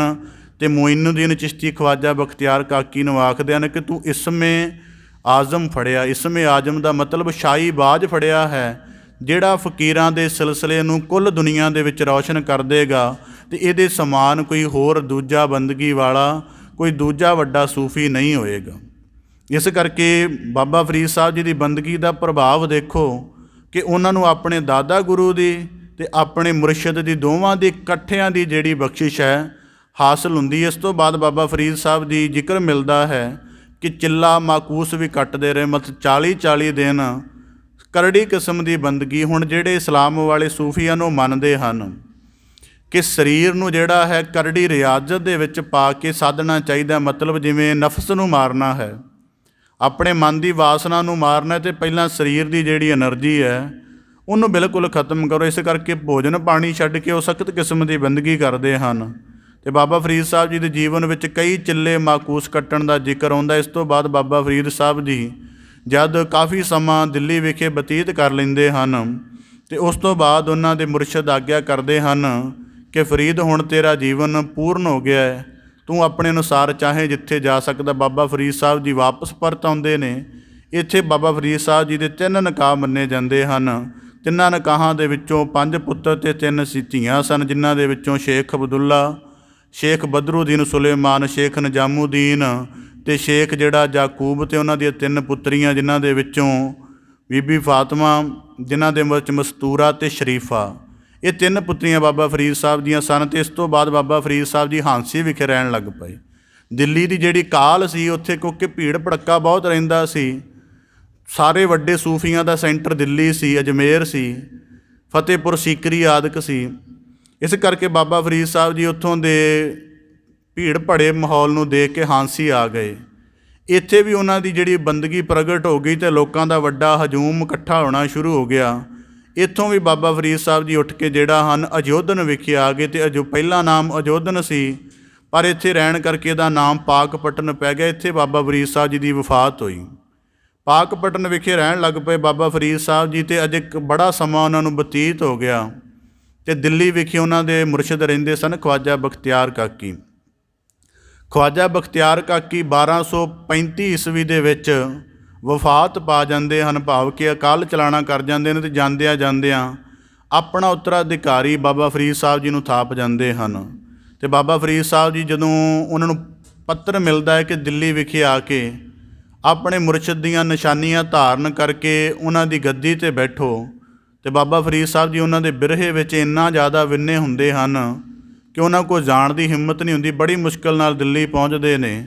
ਉੱਥੇ ਜਾ ਕੇ ਜਿਹੜੀਆਂ ਚੀਜ਼ਾਂ ਉਹਨਾਂ ਨੂੰ ਉੱਤਰਾਧਿਕਾਰੀ ਵਜੋਂ ਮਿਲੀਆਂ ਹੁੰਦੀਆਂ ਨੇ, ਉਹਨਾਂ ਨੂੰ ਲੈ ਕੇ ਆਪਣੇ ਮਸਤਕ ਦੇ ਨਾਲ ਲੈ ਕੇ ਸੁਹਾ ਕੇ ਚੁੰਮ ਕੇ, ਅਤੇ ਆਪਣਾ ਹੀ ਇੱਕ ਗੁਰ ਭਾਈ ਜਿਹਨੂੰ ਹਮੀਦੂ ਉਦ-ਦਿਨ ਨਾਗੌਰੀ ਕਿਹਾ ਜਾਂਦਾ ਹੈ, ਉਹਨੂੰ ਦੇ ਦਿੰਦੇ ਹਨ। ਅਤੇ ਆਪ ਇੱਕ ਉਹਨਾਂ ਦਾ ਖਿਰਕਾ ਲੈ ਕੇ ਅਤੇ ਤਸਬੀਹ ਲੈ ਕੇ ਵਾਪਸ ਜਿਹੜਾ ਹੈ ਪਾਕਪਟਨ ਵਿਖੇ ਆ ਜਾਂਦੇ ਨੇ। ਪਾਕਪਟਨ ਰਹਿੰਦਿਆਂ ਬਾਬਾ ਫਰੀਦ ਸਾਹਿਬ ਜੀ ਦੀ ਬਾਕੀ ਸਾਰੀ ਜ਼ਿੰਦਗੀ ਬਤੀਤ ਹੁੰਦੀ ਹੈ। ਅਤੇ ਬਾਬਾ ਫਰੀਦ ਸਾਹਿਬ ਜਦੋਂ ਪਾਕਪਟਨ ਰਹਿੰਦੇ ਸਨ, ਇੱਥੇ ਹੀ ਉਹਨਾਂ ਦੇ ਸਾਰੇ ਜੀਵਨ ਦੇ ਬਿਰਤਾਂਤ ਪ੍ਰਗਟੇ ਨੇ। ਜਿਹੜੇ ਉਹਨਾਂ ਦੇ 20 ਵੱਡੇ ਚੇਲੇ ਪ੍ਰਸਿੱਧ ਹੋਏ ਜਗਤ ਵਿੱਚ, ਉਹ ਸਾਰੇ ਇੱਥੇ ਮਿਲੇ ਸਨ। ਇਸ ਕਰਕੇ ਬਾਬਾ ਫਰੀਦ ਸਾਹਿਬ ਜੀ ਦੇ ਜੀਵਨ 'ਚ ਜ਼ਿਕਰ ਮਿਲਦਾ ਹੈ ਕਿ ਇੱਥੇ ਰਹਿੰਦਿਆਂ ਵੀ ਜਿਹੜੇ ਆਲੇ 1-2 ਨਵਾਬ ਸਨ, ਫੌਜਦਾਰ ਸਨ, ਜਾਂ ਇੱਥੋਂ ਦੇ ਜਿਹੜੇ ਕਾਜ਼ੀ ਸਨ, ਉਹਨਾਂ ਨੇ ਬਾਬਾ ਫਰੀਦ ਸਾਹਿਬ ਜੀ ਦੇ ਜੀਵਨ ਨੂੰ ਲਗਾਤਾਰ ਸਤਾਉਂਦੇ ਰਹੇ।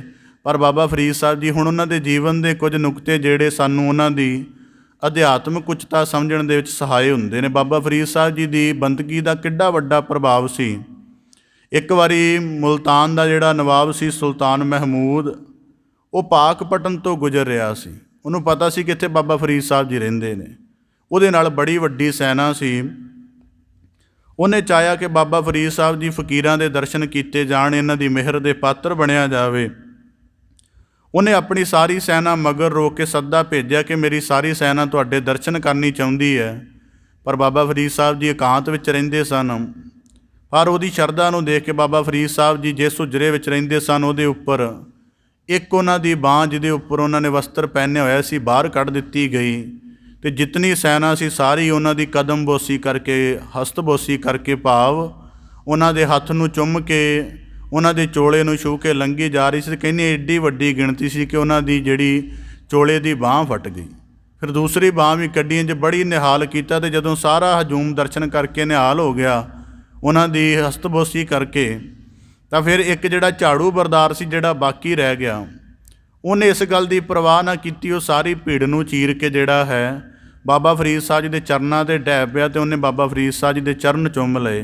ਅਤੇ ਬਾਬਾ ਫਰੀਦ ਸਾਹਿਬ ਜੀ ਨੇ ਖੁਦ ਉਹਦੇ ਹੱਥਾਂ ਨੂੰ ਆਪਣੇ ਹੱਥਾਂ ਨਾਲ ਉਠਾ ਕੇ ਦੇਖਿਆ ਅਤੇ ਵਾਕ ਕਿਹਾ ਕਿ ਦੁਨੀਆ ਦੇ ਵਿੱਚ ਉਹੀ ਬੰਦੇ ਦੂਜੇ ਦੇ ਚਰਨ ਚੁੰਮ ਸਕਦੇ ਹਨ ਜਿਨ੍ਹਾਂ ਦੀ ਨਫਸ, ਜਿਨ੍ਹਾਂ ਦੀ ਮੈਂ ਪੂਰੀ ਦੀ ਪੂਰੀ ਫਨਾਹ ਹੋਈ ਹੈ। ਜਿਨ੍ਹਾਂ ਦੇ ਜੀਵਨ 'ਚ ਹਉਮੈ ਬਾਕੀ, ਉਹ ਨਹੀਂ ਝੁਕ ਸਕਦੇ। ਇਸ ਕਰਕੇ ਉਹ ਸੁਲਤਾਨ ਮਹਿਮੂਦ ਨੂੰ ਕਹਿਣ ਲੱਗੇ, ਤੇਰੀ ਸਾਰੀ ਸੈਨਾ ਦੇ ਵਿੱਚੋਂ ਫਿਰ ਵੀ ਤੇਰੀ ਸੈਨਾ ਠੀਕ ਹੈ, ਸਿਪਾਹੀ ਦੇ ਗੁਣਾਂ ਕਰਕੇ ਬੜੀ ਮਸ਼ਹੂਰ ਹੋਏਗੀ, ਪਰ ਫਿਰ ਵੀ ਇਸ ਕਰਕੇ ਮਸ਼ਹੂਰ ਹੈ ਕਿ ਤੇਰੇ ਕੋਲ ਇੱਕ ਬਿਨਾਂ ਨਫਸ ਵਾਲਾ ਆਦਮੀ ਹੈ। ਤਾਂ ਹੀ ਉਹਨਾਂ ਦੇ ਸਲੋਕਾਂ ਵਿੱਚ ਅਨੁਭਵ ਆਉਂਦਾ ਹੈ, ਆਪ ਨੇੜੇ ਕਰ ਜਾਈਏ ਪੈਰ ਤਨਾਂ ਦੇ ਚੁੰਮ। ਇੰਝ ਹੀ ਬਾਬਾ ਫਰੀਦ ਸਾਹਿਬ ਜੀ ਦੇ ਜੀਵਨ 'ਚ ਜ਼ਿਕਰ ਮਿਲਦਾ ਹੈ ਕਿ ਇੱਕ ਦਫਾ ਜਦੋਂ ਪਾਕਪਟਨ ਰਹਿਣ ਲੱਗ ਪਏ, ਹਾਂਸੀ ਵਿਖੇ ਵੀ ਜ਼ਿਕਰ ਮਿਲਦਾ, ਪਾਕਪਟਨ ਵਿਖੇ ਵੀ। ਪਾਕਪਟਨ ਰਹਿੰਦਿਆਂ ਬੜੇ ਲੋਕ ਉਹਨਾਂ ਕੋਲੋਂ ਤਾਵੀਤ ਕਰਾਉਣ ਆਇਆ ਕਰਨ। ਇਸਲਾਮ ਦੇ ਵਿੱਚ ਅੱਜ ਵੀ ਇਹ ਚੱਲਦਾ। ਤਾਂ ਉਹ ਜਦੋਂ ਰੋਜ਼ ਲੋਕਾਂ ਨੂੰ ਸਾਰਾ ਦਿਨ ਤਵੀਤ ਲਿਖ ਕੇ ਦਿੰਦੇ ਰਹਿਣਾ, ਅਤੇ ਇੱਕ ਦਿਨ ਕਾਹਲੇ ਪੈ ਗਏ। ਫਿਰ ਆਪਣੇ ਮੁਰਸ਼ਿਦ ਨੂੰ ਪੱਤਰ ਲਿਖਿਆ ਕਿ ਮੈਂ ਲੋਕਾਂ ਨੂੰ ਤਵੀਤ ਲਿਖ ਕੇ ਦਿਆ ਕਰਾਂ ਕਿ ਨਾ, ਮੇਰਾ ਤਾਂ ਸਾਰਾ ਦਿਨ ਇੰਝ ਹੀ ਲੱਗ ਜਾਂਦਾ, ਬੰਦਗੀ ਮੈਂ ਕਰ ਨਹੀਂ ਸਕਦਾ। ਤਾਂ ਖਵਾਜਾ ਕੁਤਬੁਦੀਨ ਬਖਤਿਆਰ ਕਾਕੀ ਨੇ ਅੱਗੋਂ ਕਿਹਾ ਕਿ ਫਰੀਦੁਦੀਨ ਮਸਊਦ, ਦੇਖ ਤਵੀਤ ਦੇ ਉੱਪਰ ਨਾ ਤੂੰ ਮੇਰਾ ਨਾਮ ਲਿਖਦਾ ਨਾ ਆਪਣਾ, ਤੂੰ ਅੱਲਾਹ ਤਾਲਾ ਦਾ ਨਾਂ ਲਿਖਦਾ ਅਤੇ ਸ਼ਿਫਾ ਦੇਣੀ ਹੈ ਅੱਲਾਹ ਤਾਲਾ ਨੇ, ਭਾਵ ਕਿ ਜਿਹੜੀ ਰਹਿਮਤ ਕਰਨੀ ਹੈ। ਇਸ ਕਰਕੇ ਜੇ ਤੈਨੂੰ ਉਹਨਾਂ ਨੇ ਸ਼ਿਫਾ ਲਿਖਣ ਦਾ ਬਲ ਬਖਸ਼ਿਆ ਅਤੇ ਸ਼ਿਫਾ ਲਿਖੀ ਜਾ ਅਤੇ ਲੋਕਾਂ ਦੇ ਵਿੱਚ ਵਰਤਾਈ ਜਾ। ਅਗਰ ਤਾਵੀਤ ਨਹੀਂ ਲਿਖੇਗਾ ਤਾਂ ਇਹ ਲੋਕ ਰੋਜ਼ ਤੇਰਾ ਦਰਵਾਜ਼ਾ ਖੜਕਾਇਆ ਕਰਨਗੇ ਅਤੇ ਤੇਰੀ ਬੰਦਗੀ ਦੇ ਵਿੱਚ ਹੋਰ ਜ਼ਿਆਦਾ ਰੁਕਾਵਟ ਪਏਗੀ।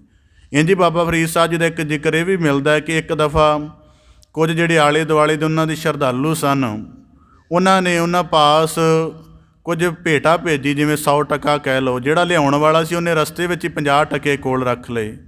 ਜਦੋਂ ਬਾਬਾ ਫਰੀਦ ਸਾਹਿਬ ਜੀ ਨੂੰ ਭੇਟ ਕੀਤੇ ਤਾਂ ਬਾਬਾ ਫਰੀਦ ਸਾਹਿਬ ਜੀ ਕਹਿੰਦੇ ਕਿ ਬੜੀ ਚੰਗੀ ਗੱਲ ਕੀਤੀ, ਭਾਈਆਂ ਵਾਲਾ ਕੰਮ ਪਹਿਲਾਂ ਹੀ ਕਰ ਲਿਆ, ਅੱਧੀ ਅੱਧੀ ਵੰਡੀ ਪਾ ਲਈ ਹੈ। ਉਹ ਬੜਾ ਸ਼ਰਮਿੰਦਾ ਹੋਇਆ, ਉਹਨੇ ਸਾਰੀ ਦੀ ਸਾਰੀ ਭੇਟਾ ਰੱਖ ਦਿੱਤੀ। ਇੰਝ ਇੱਕ ਬਾਬਾ ਫਰੀਦ ਸਾਹਿਬ ਦੇ ਜੀਵਨ 'ਚ ਇੱਕ ਸ਼ਰਧਾਲੂ ਜਿਹੜਾ ਮੰਨਦਾ ਸੀ ਕਿ ਮੈਂ ਬਾਬਾ ਫਰੀਦ ਸਾਹਿਬ ਜੀ ਦਾ ਬੜਾ ਪ੍ਰੀਤਵਾਨ ਹਾਂ, ਉਹ ਦਰਸ਼ਨ ਕਰਨ ਆਇਆ ਅਤੇ ਰਸਤੇ ਵਿੱਚ ਕੋਈ ਸੋਹਣੀ ਇਸਤਰੀ ਦੇਖ ਕੇ ਭਰਮ ਗਿਆ। ਮੰਦ ਕਰਮ ਕਰਨ ਨੂੰ ਉਹਦਾ ਜੀਅ ਕੀਤਾ। ਜਦੋਂ ਇਸਤਰੀ ਵੱਲ ਥੋੜ੍ਹਾ ਵਧਣ ਲੱਗਾ, ਮਗਰੋਂ ਕਿਸੇ ਨੇ ਬੜੇ ਜ਼ੋਰ ਦੀ ਉਹਦੇ ਥੱਪੜ ਮਾਰਿਆ ਮੂੰਹ ਦੇ ਉੱਪਰ, ਅਤੇ ਡਰਦਾ ਮਾਰਾ ਬਾਬਾ ਫਰੀਦ ਸਾਹਿਬ ਜੀ ਕੋਲ ਆ ਗਿਆ। ਅਤੇ ਬਾਬਾ ਫਰੀਦ ਸਾਹਿਬ ਜੀ ਜਦੋਂ ਦੇਖਿਆ, ਕਹਿਣ ਲੱਗੇ ਜੇ ਮੇਰਾ ਪ੍ਰੀਤਵਾਨ ਹੋਣਾ ਤਾਂ ਫਿਰ ਮੇਰਾ ਹੀ ਰਹਿ, ਜੇ ਮੇਰਾ ਪ੍ਰੀਤਵਾਨ ਹੁੰਦਿਆਂ ਬੇਈਮਾਨੀ ਕਰੇਗਾ ਫਿਰ ਥੱਪੜ ਤੋਂ ਘੱਟ ਤਾਂ ਇਲਾਜ ਹੋਣਾ ਨਹੀਂ, ਥੱਪੜ ਤਾਂ ਪਏਗਾ ਹੀ ਪਏਗਾ। ਉਹਨੇ ਖਿਮਾ ਮੰਗ ਕੇ ਆਪਣੀ ਜਾਚਨਾ ਕਰਾਈ। ਇੰਝ ਇੱਕ ਵਾਰੀ ਕਲੋੜਵੰਦ ਬਾਬਾ ਫਰੀਦ ਸਾਹਿਬ ਜੀ ਦੇ ਪਾਸ ਆ ਗਿਆ। ਉਹਨੇ ਕਿਹਾ ਕਿ ਮੇਰੀ ਪੁੱਤਰੀ ਦਾ ਕੋਈ ਕਾਰਜ ਹੈ, ਕੋਈ ਘਰ ਦੀ ਵੱਡੀ ਲੋੜ ਹੈ ਅਤੇ ਤੁਹਾਡੀ ਬਾਦਸ਼ਾਹਾਂ ਦੇ ਪਾਸ ਚੱਲਦੀ ਹੈ, ਕਿਰਪਾ ਕਰਕੇ ਕੋਈ ਸ਼ਾਹੀ ਰੁੱਕਾ ਲਿਖ ਦਿਓ। ਅਤੇ ਬਾਬਾ ਫਰੀਦ ਸਾਹਿਬ ਜੀ ਕਹਿਣ ਲੱਗੇ ਕਿ ਮੈਂ ਐਸਾ ਕਰਦਾ ਨਹੀਂ। ਫਿਰ ਵੀ ਉਹਨਾਂ ਨੇ ਕਹਿਣ 'ਤੇ ਰੁੱਕਾ ਲਿਖ ਦਿੱਤਾ ਅਤੇ ਉਹਦੇ ਸ਼ਬਦ ਬੜੇ ਕਮਾਲ ਦੇ ਸਨ। ਬਾਦਸ਼ਾਹ ਬਲਬਨ ਨੂੰ ਸ਼ਾਹੀ ਰੁੱਕਾ ਲਿਖਦਿਆਂ ਬਾਬਾ ਫਰੀਦ ਸਾਹਿਬ ਜੀ ਨੇ ਲਿਖਿਆ ਕਿ ਇਹ ਮਸਲਾ ਲਿਆਉਣ ਵਾਲੇ ਦਾ, ਇਸ ਲੋੜਵੰਦ ਦਾ ਮਸਲਾ ਤੇਰੇ ਤੋਂ ਪਹਿਲਾਂ ਮੈਂ ਅੱਲਾਹ ਤਾਲਾ ਦੇ ਅੱਗੇ ਰੱਖਿਆ।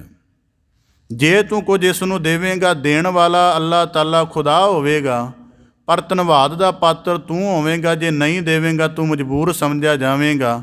ਇਸ ਕਰਕੇ ਇੰਝ ਬਾਬਾ ਫਰੀਦ ਸਾਹਿਬ ਜੀ ਨੇ ਫਕੀਰਾਂ ਦੇ ਜੀਵਨ ਦੀ ਉਚਾਈ ਦੇਖੋ।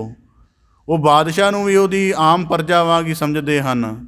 ਇਸ ਕਰਕੇ ਫਿਰ ਉਹਨਾਂ ਨੇ ਇੰਝ ਸ਼ਾਹੀ ਰੁੱਕਾ ਲਿਖਿਆ। ਇੱਕ ਵਾਰੀ ਕੋਈ ਬਲਬਨ ਨੇ ਖੁਸ਼ ਹੋ ਕੇ ਨਾ ਬੜੀ ਜ਼ਮੀਨ ਉਹਨਾਂ ਦੇ ਨਾਮ ਉੱਪਰ ਲਗਾਉਣੀ ਚਾਹੀ, ਤੇ ਬਾਅਦ ਬਲਬਨ ਨੇ ਜਦੋਂ ਉਹਨਾਂ ਦੇ ਨਾਮ ਬਿਨਾਂ ਪੁੱਛਿਆ ਹੀ ਲਗਾ ਦਿੱਤੀ ਤੇ ਬਾਬਾ ਫਰੀਦ ਸਾਹਿਬ ਜੀ ਨੂੰ ਕਿਹਾ ਕਿ ਤੁਹਾਡੇ ਨਾਮ 'ਤੇ ਇੰਨੀ ਜ਼ਮੀਨ ਲਗਾ ਦਿੱਤੀ ਹੈ। ਤਾਂ ਬਾਬਾ ਫਰੀਦ ਸਾਹਿਬ ਜੀ ਕਹਿਣ ਲੱਗੇ, ਦੇਖ ਬਲਬਨ, ਅੱਲਾਹ ਤਾਲਾ ਨੇ ਮੈਨੂੰ ਕਿੰਨਾ ਕੁਝ ਦਿੱਤਾ ਹੈ, ਪਰ ਮੇਰੇ ਸਰੀਰ 'ਤੇ ਕਿਤੇ ਨਹੀਂ ਲਿਖਿਆ ਹੋਇਆ ਅੱਲਾ, ਮੇਰੀ ਅਕਲ 'ਤੇ ਕਿਤੇ ਨਹੀਂ ਲਿਖਿਆ ਹੋਇਆ ਅੱਲਾ, ਇੰਨਾ ਕੁਝ ਦੇ ਕੇ ਵੀ ਉਹਦਾ ਕੋਈ ਜ਼ਿਕਰ ਨਹੀਂ ਹੈ। ਅਤੇ ਤੂੰ ਮੈਨੂੰ ਜ਼ਮੀਨ ਦਾ ਥੋੜ੍ਹਾ ਜਿਹਾ ਟੁਕੜਾ ਮੇਰੀ ਮਰਜ਼ੀ ਤੋਂ ਬਿਨਾਂ ਦਿੱਤਾ ਹੈ ਅਤੇ ਉਹਦਾ ਵੀ ਜ਼ਿਕਰ ਕਰਦਾ ਫਿਰਦਾ। ਇੰਝ ਬਾਬਾ ਫਰੀਦ ਸਾਹਿਬ ਜੀ ਨੇ ਬੜਾ ਸਮਾਂ ਪਾਕਪਟਨ ਵਿਖੇ ਬਿਤਾਇਆ ਅਤੇ ਇੰਝ ਕਰਕੇ ਉਹਨਾਂ ਦੇ ਜੀਵਨ 'ਚ ਬੜੇ ਵੱਡੇ ਉਹਨਾਂ ਦੇ ਜੀਵਨ ਦੀਆਂ 2 ਵੱਡੀਆਂ ਪੁਸਤਕਾਂ ਨੇ। ਖੈਰਾਲੂ ਮਜਾਲਿਸ, ਜਿਹਦੇ ਵਿੱਚ ਉਹਨਾਂ ਦੀ ਰੋਜ਼ਾਨਾ ਦੀ ਗੱਲਬਾਤ ਹੈ, ਉਹ ਫਾਰਸੀ ਦੇ ਵਿੱਚ ਮਿਲਦੀ ਹੈ, ਅਤੇ ਇੱਕ ਉਹਨਾਂ ਦੀ ਕਿਤਾਬ ਜਿਹੜੇ ਉਹਨਾਂ ਦੇ ਸਭ ਤੋਂ ਮਨਪਸੰਦ ਚੇਲੇ ਸ਼ੇਖ ਨਿਜ਼ਾਮੂਦੀਨ ਔਲੀਆ ਨੇ ਲਿਖੀ, ਉਹ ਹੈ ਫਵਾਇਦੁਲ ਫਵਾਦ। ਇਹਨਾਂ 2 ਪੁਸਤਕਾਂ ਦੇ ਵਿੱਚ ਬਾਬਾ ਫਰੀਦ ਸਾਹਿਬ ਦੀ ਰੋਜ਼ ਦੀ ਗੱਲਬਾਤ ਲਿਖੀ ਹੋਈ ਹੈ, ਡੇਟ ਪਾ ਕੇ, ਸਮਾਂ ਪਾ ਕੇ। ਅਤੇ ਬਾਬਾ ਫਰੀਦ ਸਾਹਿਬ ਜੀ ਪਾਕਪਟਨ ਵਿਖੇ ਜੀਵਨ ਬਿਤਾਉਂਦੇ ਗਏ ਅਤੇ ਇਸੇ ਦੌਰਾਨ ਜਦੋਂ ਉਹਨਾਂ ਦੇ ਜੀਵਨ ਦਾ ਸਮਾਂ ਪੂਰਾ ਹੋ ਗਿਆ ਅਤੇ ਉਹਨਾਂ ਨੇ ਆਪਣੀਆਂ ਸਾਰੀਆਂ ਨਿਸ਼ਾਨੀਆਂ ਜਿਹੜੀਆਂ ਹਨ ਦਿੱਲੀ ਵਿਖੇ ਜਿਹੜੀਆਂ ਸ਼ੇਖ ਨਿਜ਼ਾਮੂਦੀਨ ਔਲੀਆ ਪਾਸ ਭੇਜ ਦਿੱਤੀਆਂ। ਆਪਣਾ ਖਲੀਫਾ ਆਪਣੇ ਪੁੱਤਰ ਬਦਰੂਦੀਨ ਸੁਲੇਮਾਨ ਨੂੰ ਬਣਾ ਦਿੱਤਾ, ਰੂਹਾਨੀ ਉੱਤਰਾਧਿਕਾਰੀ ਸ਼ੇਖ ਨਿਜ਼ਾਮੂਦੀਨ ਔਲੀਆ ਨੂੰ ਬਣਾ ਦਿੱਤਾ।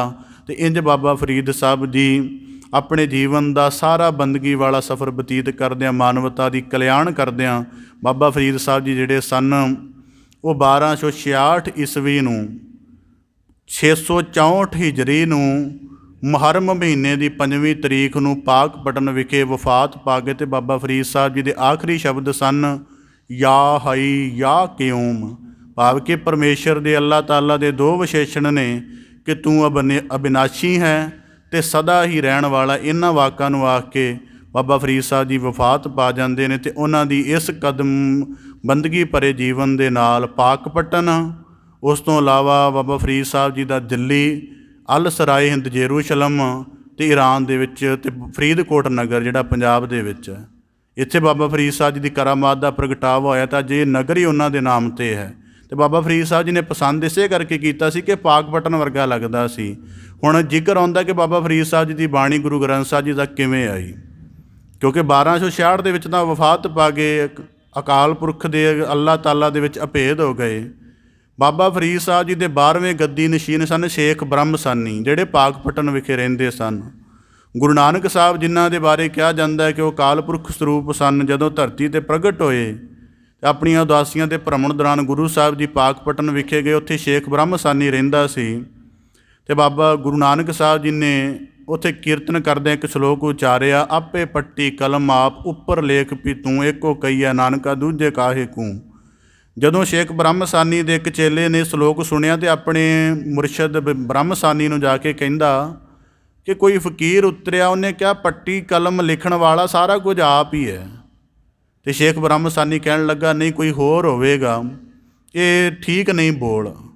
ਫਿਰ ਸ਼ੇਖ ਬ੍ਰਹਮ ਸਾਨੀ ਨੇ ਕਿਹਾ ਕਿ ਜਾ ਉਹਨੂੰ ਜਾ ਕੇ ਪ੍ਰਸ਼ਨ ਕਰੀ ਕਿ ਜੇ ਇੱਕੋ ਹੈ ਤਾਂ ਫਿਰ ਹਿੰਦੂ ਅਤੇ ਮੁਸਲਮਾਨ ਦੀ ਵੰਡ ਕਿਉਂ ਹੈ। ਅਤੇ ਗੁਰੂ ਨਾਨਕ ਸਾਹਿਬ ਜੀ ਨੇ ਕਿਹਾ, ਵੰਡ ਨਹੀਂ ਹੈ, ਦ੍ਰਿਸ਼ਟੀ ਦਾ ਭੇਦ ਹੈ। ਜਿਹਨੇ ਉਹਨੂੰ ਪੱਛਮ ਵਿੱਚ ਜਾਣ ਲਿਆ ਉਹਨੇ ਆਪਣੀ ਭਾਸ਼ਾ ਮੁਤਾਬਕ ਅੱਲਾਹ ਤਾਲਾ ਕਹਿ ਦਿੱਤਾ, ਜਿਹਨੇ ਪੂਰਬ ਵਿੱਚ ਜਾਣਿਆ ਉਹਨੇ ਰਾਮ ਕਹਿ ਦਿੱਤਾ। ਭੇਦ ਸਾਡਾ ਹੈ, ਅਸਲ ਹਸਤੀ ਦੇ ਵਿੱਚ ਭੇਦ ਨਹੀਂ। ਫਿਰ ਸ਼ੇਖ ਬ੍ਰਹਮ ਸਾਨੀ ਬਾਬਾ ਗੁਰੂ ਨਾਨਕ ਸਾਹਿਬ ਜੀ ਦੇ ਉੱਤਰ ਤੋਂ ਪ੍ਰਭਾਵਿਤ ਹੋਇਆ ਅਤੇ ਮਿਲਣ ਆਇਆ। ਉਹਨੇ ਆ ਕੇ ਫਿਰ ਬਾਬਾ ਫਰੀਦ ਸਾਹਿਬ ਜੀ ਦਾ ਕਲਾਮ ਸਾਂਝਾ ਕੀਤਾ ਗੁਰੂ ਨਾਨਕ ਸਾਹਿਬ ਜੀ ਦੇ ਨਾਲ। ਉਹਦੇ ਵਿੱਚ ਜ਼ਿਕਰ ਹੈ, ਬਾਬਾ ਫਰੀਦ ਸਾਹਿਬ ਜੀ ਨੇ ਕਿਹਾ ਕਿ ਉਹਨਾਂ ਦਾ ਸ਼ਲੋਕ ਰੱਖਿਆ ਕਿ ਪਾੜ ਪਟੋਲਾ ਧੱਜ ਕਰੀ ਕੰਬਲੜੀ ਪਹਿਰਿਓ, ਫਰੀਦਾ ਕਿੰਨੀ ਵੇਸੀ ਜਿੰਨੀ ਵੇਸੀ 100 ਮਿਲੈ ਸੋਈ ਵੇਸ ਕਰਿਓ। ਗੁਰੂ ਨਾਨਕ ਸਾਹਿਬ ਜੀ ਨੇ ਕਿਹਾ, ਇਹ ਨਹੀਂ, ਅਸਲ 'ਚ ਅਨੁਭਵ ਇਹ ਹੈ, ਘਰ ਹੀ ਮੁੰਦ ਵਿਦੇਸ ਪਿਰਨਿਤ ਝੂਰੇ ਸੰਭਾਲੇ, ਮਿਲਦਿਆਂ ਢਿੱਲ ਨਾ ਹੋਵਈ ਜੇ ਨੀਅਤ ਰਾਸ ਕਰੇ। ਫਿਰ ਉਹਨੇ ਇੱਕ ਹੋਰ ਸ਼ਲੋਕ ਕਿਹਾ ਬਾਬਾ ਫਰੀਦ ਸਾਹਿਬ ਜੀ ਦਾ, ਫਰੀਦਾ ਨੰਢੀ ਕੰਤ ਨਾ ਰਾਵਿਓ, ਵੱਡੀ ਥੀ ਮੁਈ ਆਸ, ਧਨ ਕੋ ਕਹਿੰਦੀ ਗੁਰ ਮੈਂ ਤੈਂ ਸਹਿ ਨਾ ਮਿਲੀ ਆਸ। ਅਤੇ ਗੁਰੂ ਨਾਨਕ ਸਾਹਿਬ ਜੀ ਨੇ ਕਿਹਾ, ਮਹਿਲ ਕੁਚੱਜੀ ਮੜਵੜੀ ਕਾਲੀ ਮਨੋਂ ਕਸੁੱਧ। ਇਸ ਕਰਕੇ ਉਹਦੇ ਦੋਵੇਂ ਬੜੀ ਗੋਸ਼ਟ ਹੋਈ ਉਹਨਾਂ ਦੀ ਗਹਿਰੀ। ਅਤੇ ਫਿਰ ਬਾਬਾ ਫਰੀਦ ਸਾਹਿਬ ਜੀ ਦੇ ਬਾਰੇ ਗੁਰੂ ਨਾਨਕ ਸਾਹਿਬ ਜੀ ਨੂੰ ਪੁੱਛਦਿਆਂ ਸ਼ੇਖ ਬ੍ਰਹਮ ਸਾਨੀ ਨੇ ਕਿਹਾ ਕਿ ਤੁਹਾਡੇ ਅਨੁਸਾਰ ਜਿਹੜਾ ਹੈ ਕਿਸੇ ਵੱਡੇ ਜਿਹੜਾ ਰੱਬੀ ਬੰਦਾ ਉਹਦੇ ਗੁਣ ਕੀ ਹੁੰਦੇ ਹਨ, 3 ਗੁਣ ਕਹੋ। ਤਾਂ ਗੁਰੂ ਨਾਨਕ ਸਾਹਿਬ ਜੀ ਨੇ ਕਿਹਾ ਸੀ, ਨਿਵਣ ਖਵਣ ਅਤੇ ਜ਼ਿਕਰ। ਅਤੇ ਫਿਰ ਸ਼ੇਖ ਬ੍ਰਹਮ ਸਾਨੀ ਨੇ ਕਿਹਾ ਕਿ ਮੇਰੇ ਮੁਰਸ਼ਦ ਦਾ ਵੀ ਇਹੀ ਕਲਾਮ ਹੈ ਜਿਹੜਾ ਬਾਬਾ ਫਰੀਦ ਸਾਹਿਬ ਜੀ ਦਾ ਸ਼ਲੋਕ ਹੈ, ਨਿਵਣ ਸੋ ਅੱਖਰ ਖਵਣ ਗੁਣ ਜਿਹਬਾ ਮਣੀਆਂ ਮੰਤ। ਕਹਿਣ ਲੱਗਾ ਕਿ ਤੁਸੀਂ ਤਾਂ ਫਿਰ ਮੇਰੇ ਜਿਹੜਾ ਮੁਰਸ਼ਿਦ ਆ ਜਿਹੜਾ ਮੇਰੇ ਤੋਂ 12ਵੇਂ ਸਥਾਨ 'ਤੇ ਹੋਇਆ, ਚਿਸ਼ਤੀ ਸਿਲਸਿਲੇ ਦਾ ਵੱਡਾ ਜਿਹੜਾ ਸੂਫੀ, ਉਹਦੇ ਬਰਾਬਰ ਦੇ ਉਹ। ਫਿਰ ਉਹਨੇ ਸ਼ਰਧਾ ਦੇ ਵਿੱਚ ਆ ਕੇ ਉਹ ਸਾਰਾ ਕਲਾਮ ਬਾਬਾ ਫਰੀਦ ਸਾਹਿਬ ਜਿਹੜੇ ਸਲੋਕ ਸਨ, ਸ਼ਬਦ ਸਨ, ਉਹ ਗੁਰੂ ਨਾਨਕ ਸਾਹਿਬ ਜੀ ਨੂੰ ਭੇਟ ਕਰ ਦਿੱਤੇ ਅਤੇ ਗੁਰੂ ਨਾਨਕ ਸਾਹਿਬ ਜੀ ਨੇ ਉਹਨਾਂ ਨੂੰ ਬਖਸ਼ਿਸ਼ ਕਰਕੇ ਉਹ ਸਾਰਾ ਕਲਾਮ ਲੈ ਕੇ ਆਪਣੇ ਪਾਸ ਸੰਭਾਲ ਲਿਆ। ਅਤੇ ਗੁਰੂ ਨਾਨਕ ਸਾਹਿਬ ਜੀ ਦੀ ਬਾਣੀ ਦੀ ਭਾਸ਼ਾ ਅਤੇ ਬਾਬਾ ਫਰੀਦ ਸਾਹਿਬ ਜੀ ਦੀ ਬਾਣੀ ਦੀ ਭਾਸ਼ਾ ਜਿਹੜੀ ਹੈ, ਲਹਿੰਦੀ ਦੇ ਪ੍ਰਭਾਵ ਵਾਲੀ, ਮਿਲਦੀ ਜੁਲਦੀ ਹੈ ਅਤੇ ਜਿਹੜੀ ਅੱਜ ਸਾਡੇ ਮਨਾਂ ਦੇ ਵਿੱਚ, ਹਿਰਦਿਆਂ 'ਚ ਮਿਠਾਸ ਘੋਲਦੀ ਹੈ। ਇੰਝ ਬਾਬਾ ਫਰੀਦ ਸਾਹਿਬ ਜੀ ਦੀ ਬਾਣੀ ਗੁਰੂ ਨਾਨਕ ਸਾਹਿਬ ਜੀ ਤੋਂ ਹੁੰਦਿਆਂ ਹੋਇਆਂ ਗੁਰੂ ਅਰਜਨ ਸਾਹਿਬ ਜੀ ਤੱਕ ਪਹੁੰਚਦੀ ਹੈ ਅਤੇ ਗੁਰੂ ਗ੍ਰੰਥ ਸਾਹਿਬ ਜੀ ਦੇ ਪਾਵਨ ਪ੍ਰਵਾਹ ਦੇ ਵਿੱਚ ਸ਼ਾਮਲ ਕੀਤੀ ਜਾਂਦੀ ਹੈ। ਇਸ ਪ੍ਰਕਾਰ ਬਾਬਾ ਫਰੀਦ ਸਾਹਿਬ ਜੀ ਦੇ ਪਾਕ ਜੀਵਨ ਦਾ ਵਰਣਨ, ਜਿਹਦੇ ਵਿੱਚ ਬੰਦਗੀ ਦੀ ਮਹਿਕ ਹੈ, ਗਿਆਨ ਦੇ ਉੱਤਮ ਉਪਦੇਸ਼ ਨੇ ਆਪ ਦੇ ਸਨਮੁਖ ਅਰਜ਼ ਕਰਨ ਦਾ ਯਤਨ ਕੀਤਾ ਹੈ। ਬਾਬਾ ਫਰੀਦ ਸਾਹਿਬ ਜੀ ਦੇ ਅਤ ਉੱਚੇ ਜੀਵਨ ਦੀ ਕਥਨੀ ਕਰਦੇ ਆਪ ਦੇ ਸਨਮੁਖ ਜ਼ਿਕਰ ਰੱਖਦਿਆਂ ਹੋਈਆਂ ਬੇਅੰਤ ਭੁੱਲਾਂ ਦੀ ਖਿਮਾ ਜਾਚਨਾ ਸਤਿਗੁਰੂ ਕਿਰਪਾ ਕਰਨ। ਅਸੀਂ ਇਸ ਐਸੇ ਮਹਾਂਪੁਰਖਾਂ ਦੀ, ਕਿਉਂਕਿ ਕੱਲ੍ਹ ਸ਼ਲੋਕਾਂ ਦੀ ਕਥਾ ਆਰੰਭ ਹੋਏਗੀ, ਅੱਜ ਉਹਨਾਂ ਦੀ ਜੀਵਨੀ ਦੀ ਚਰਚਾ ਹੋਈ ਹੈ, ਅਤੇ ਇਸ ਪ੍ਰਕਾਰ ਗੁਰੂ ਸਤਿਗੁਰੂ ਸਾਹਿਬ ਕਿਰਪਾ ਕਰਨ ਅਸੀਂ ਨਿਰੰਤਰ ਜੁੜ ਕੇ ਉਹਨਾਂ ਦੇ ਰਚਨਾ ਤੋਂ, ਉਹਨਾਂ ਦੀ ਬਾਣੀ ਤੋਂ ਲਾਭ ਪ੍ਰਾਪਤ ਕਰਕੇ ਆਪਣੇ ਜੀਵਨ ਦਾ ਕਲਿਆਣ ਕਰਦੇ ਰਹੀਏ। ਜੇ ਹੋਈਆਂ ਭੁੱਲਾਂ ਖਿਮਾ ਦੀ ਜਾਚਨਾ ਬੜੇ ਅਦਬ ਸਹਿਤ ਗੱਜ ਕੇ ਫਤਿਹ ਅਰਜ਼ ਕਰੋ ਜੀ। ਵਾਹਿਗੁਰੂ ਜੀ ਕਾ ਖਾਲਸਾ, ਵਾਹਿਗੁਰੂ ਜੀ ਕੀ ਫਤਿਹ।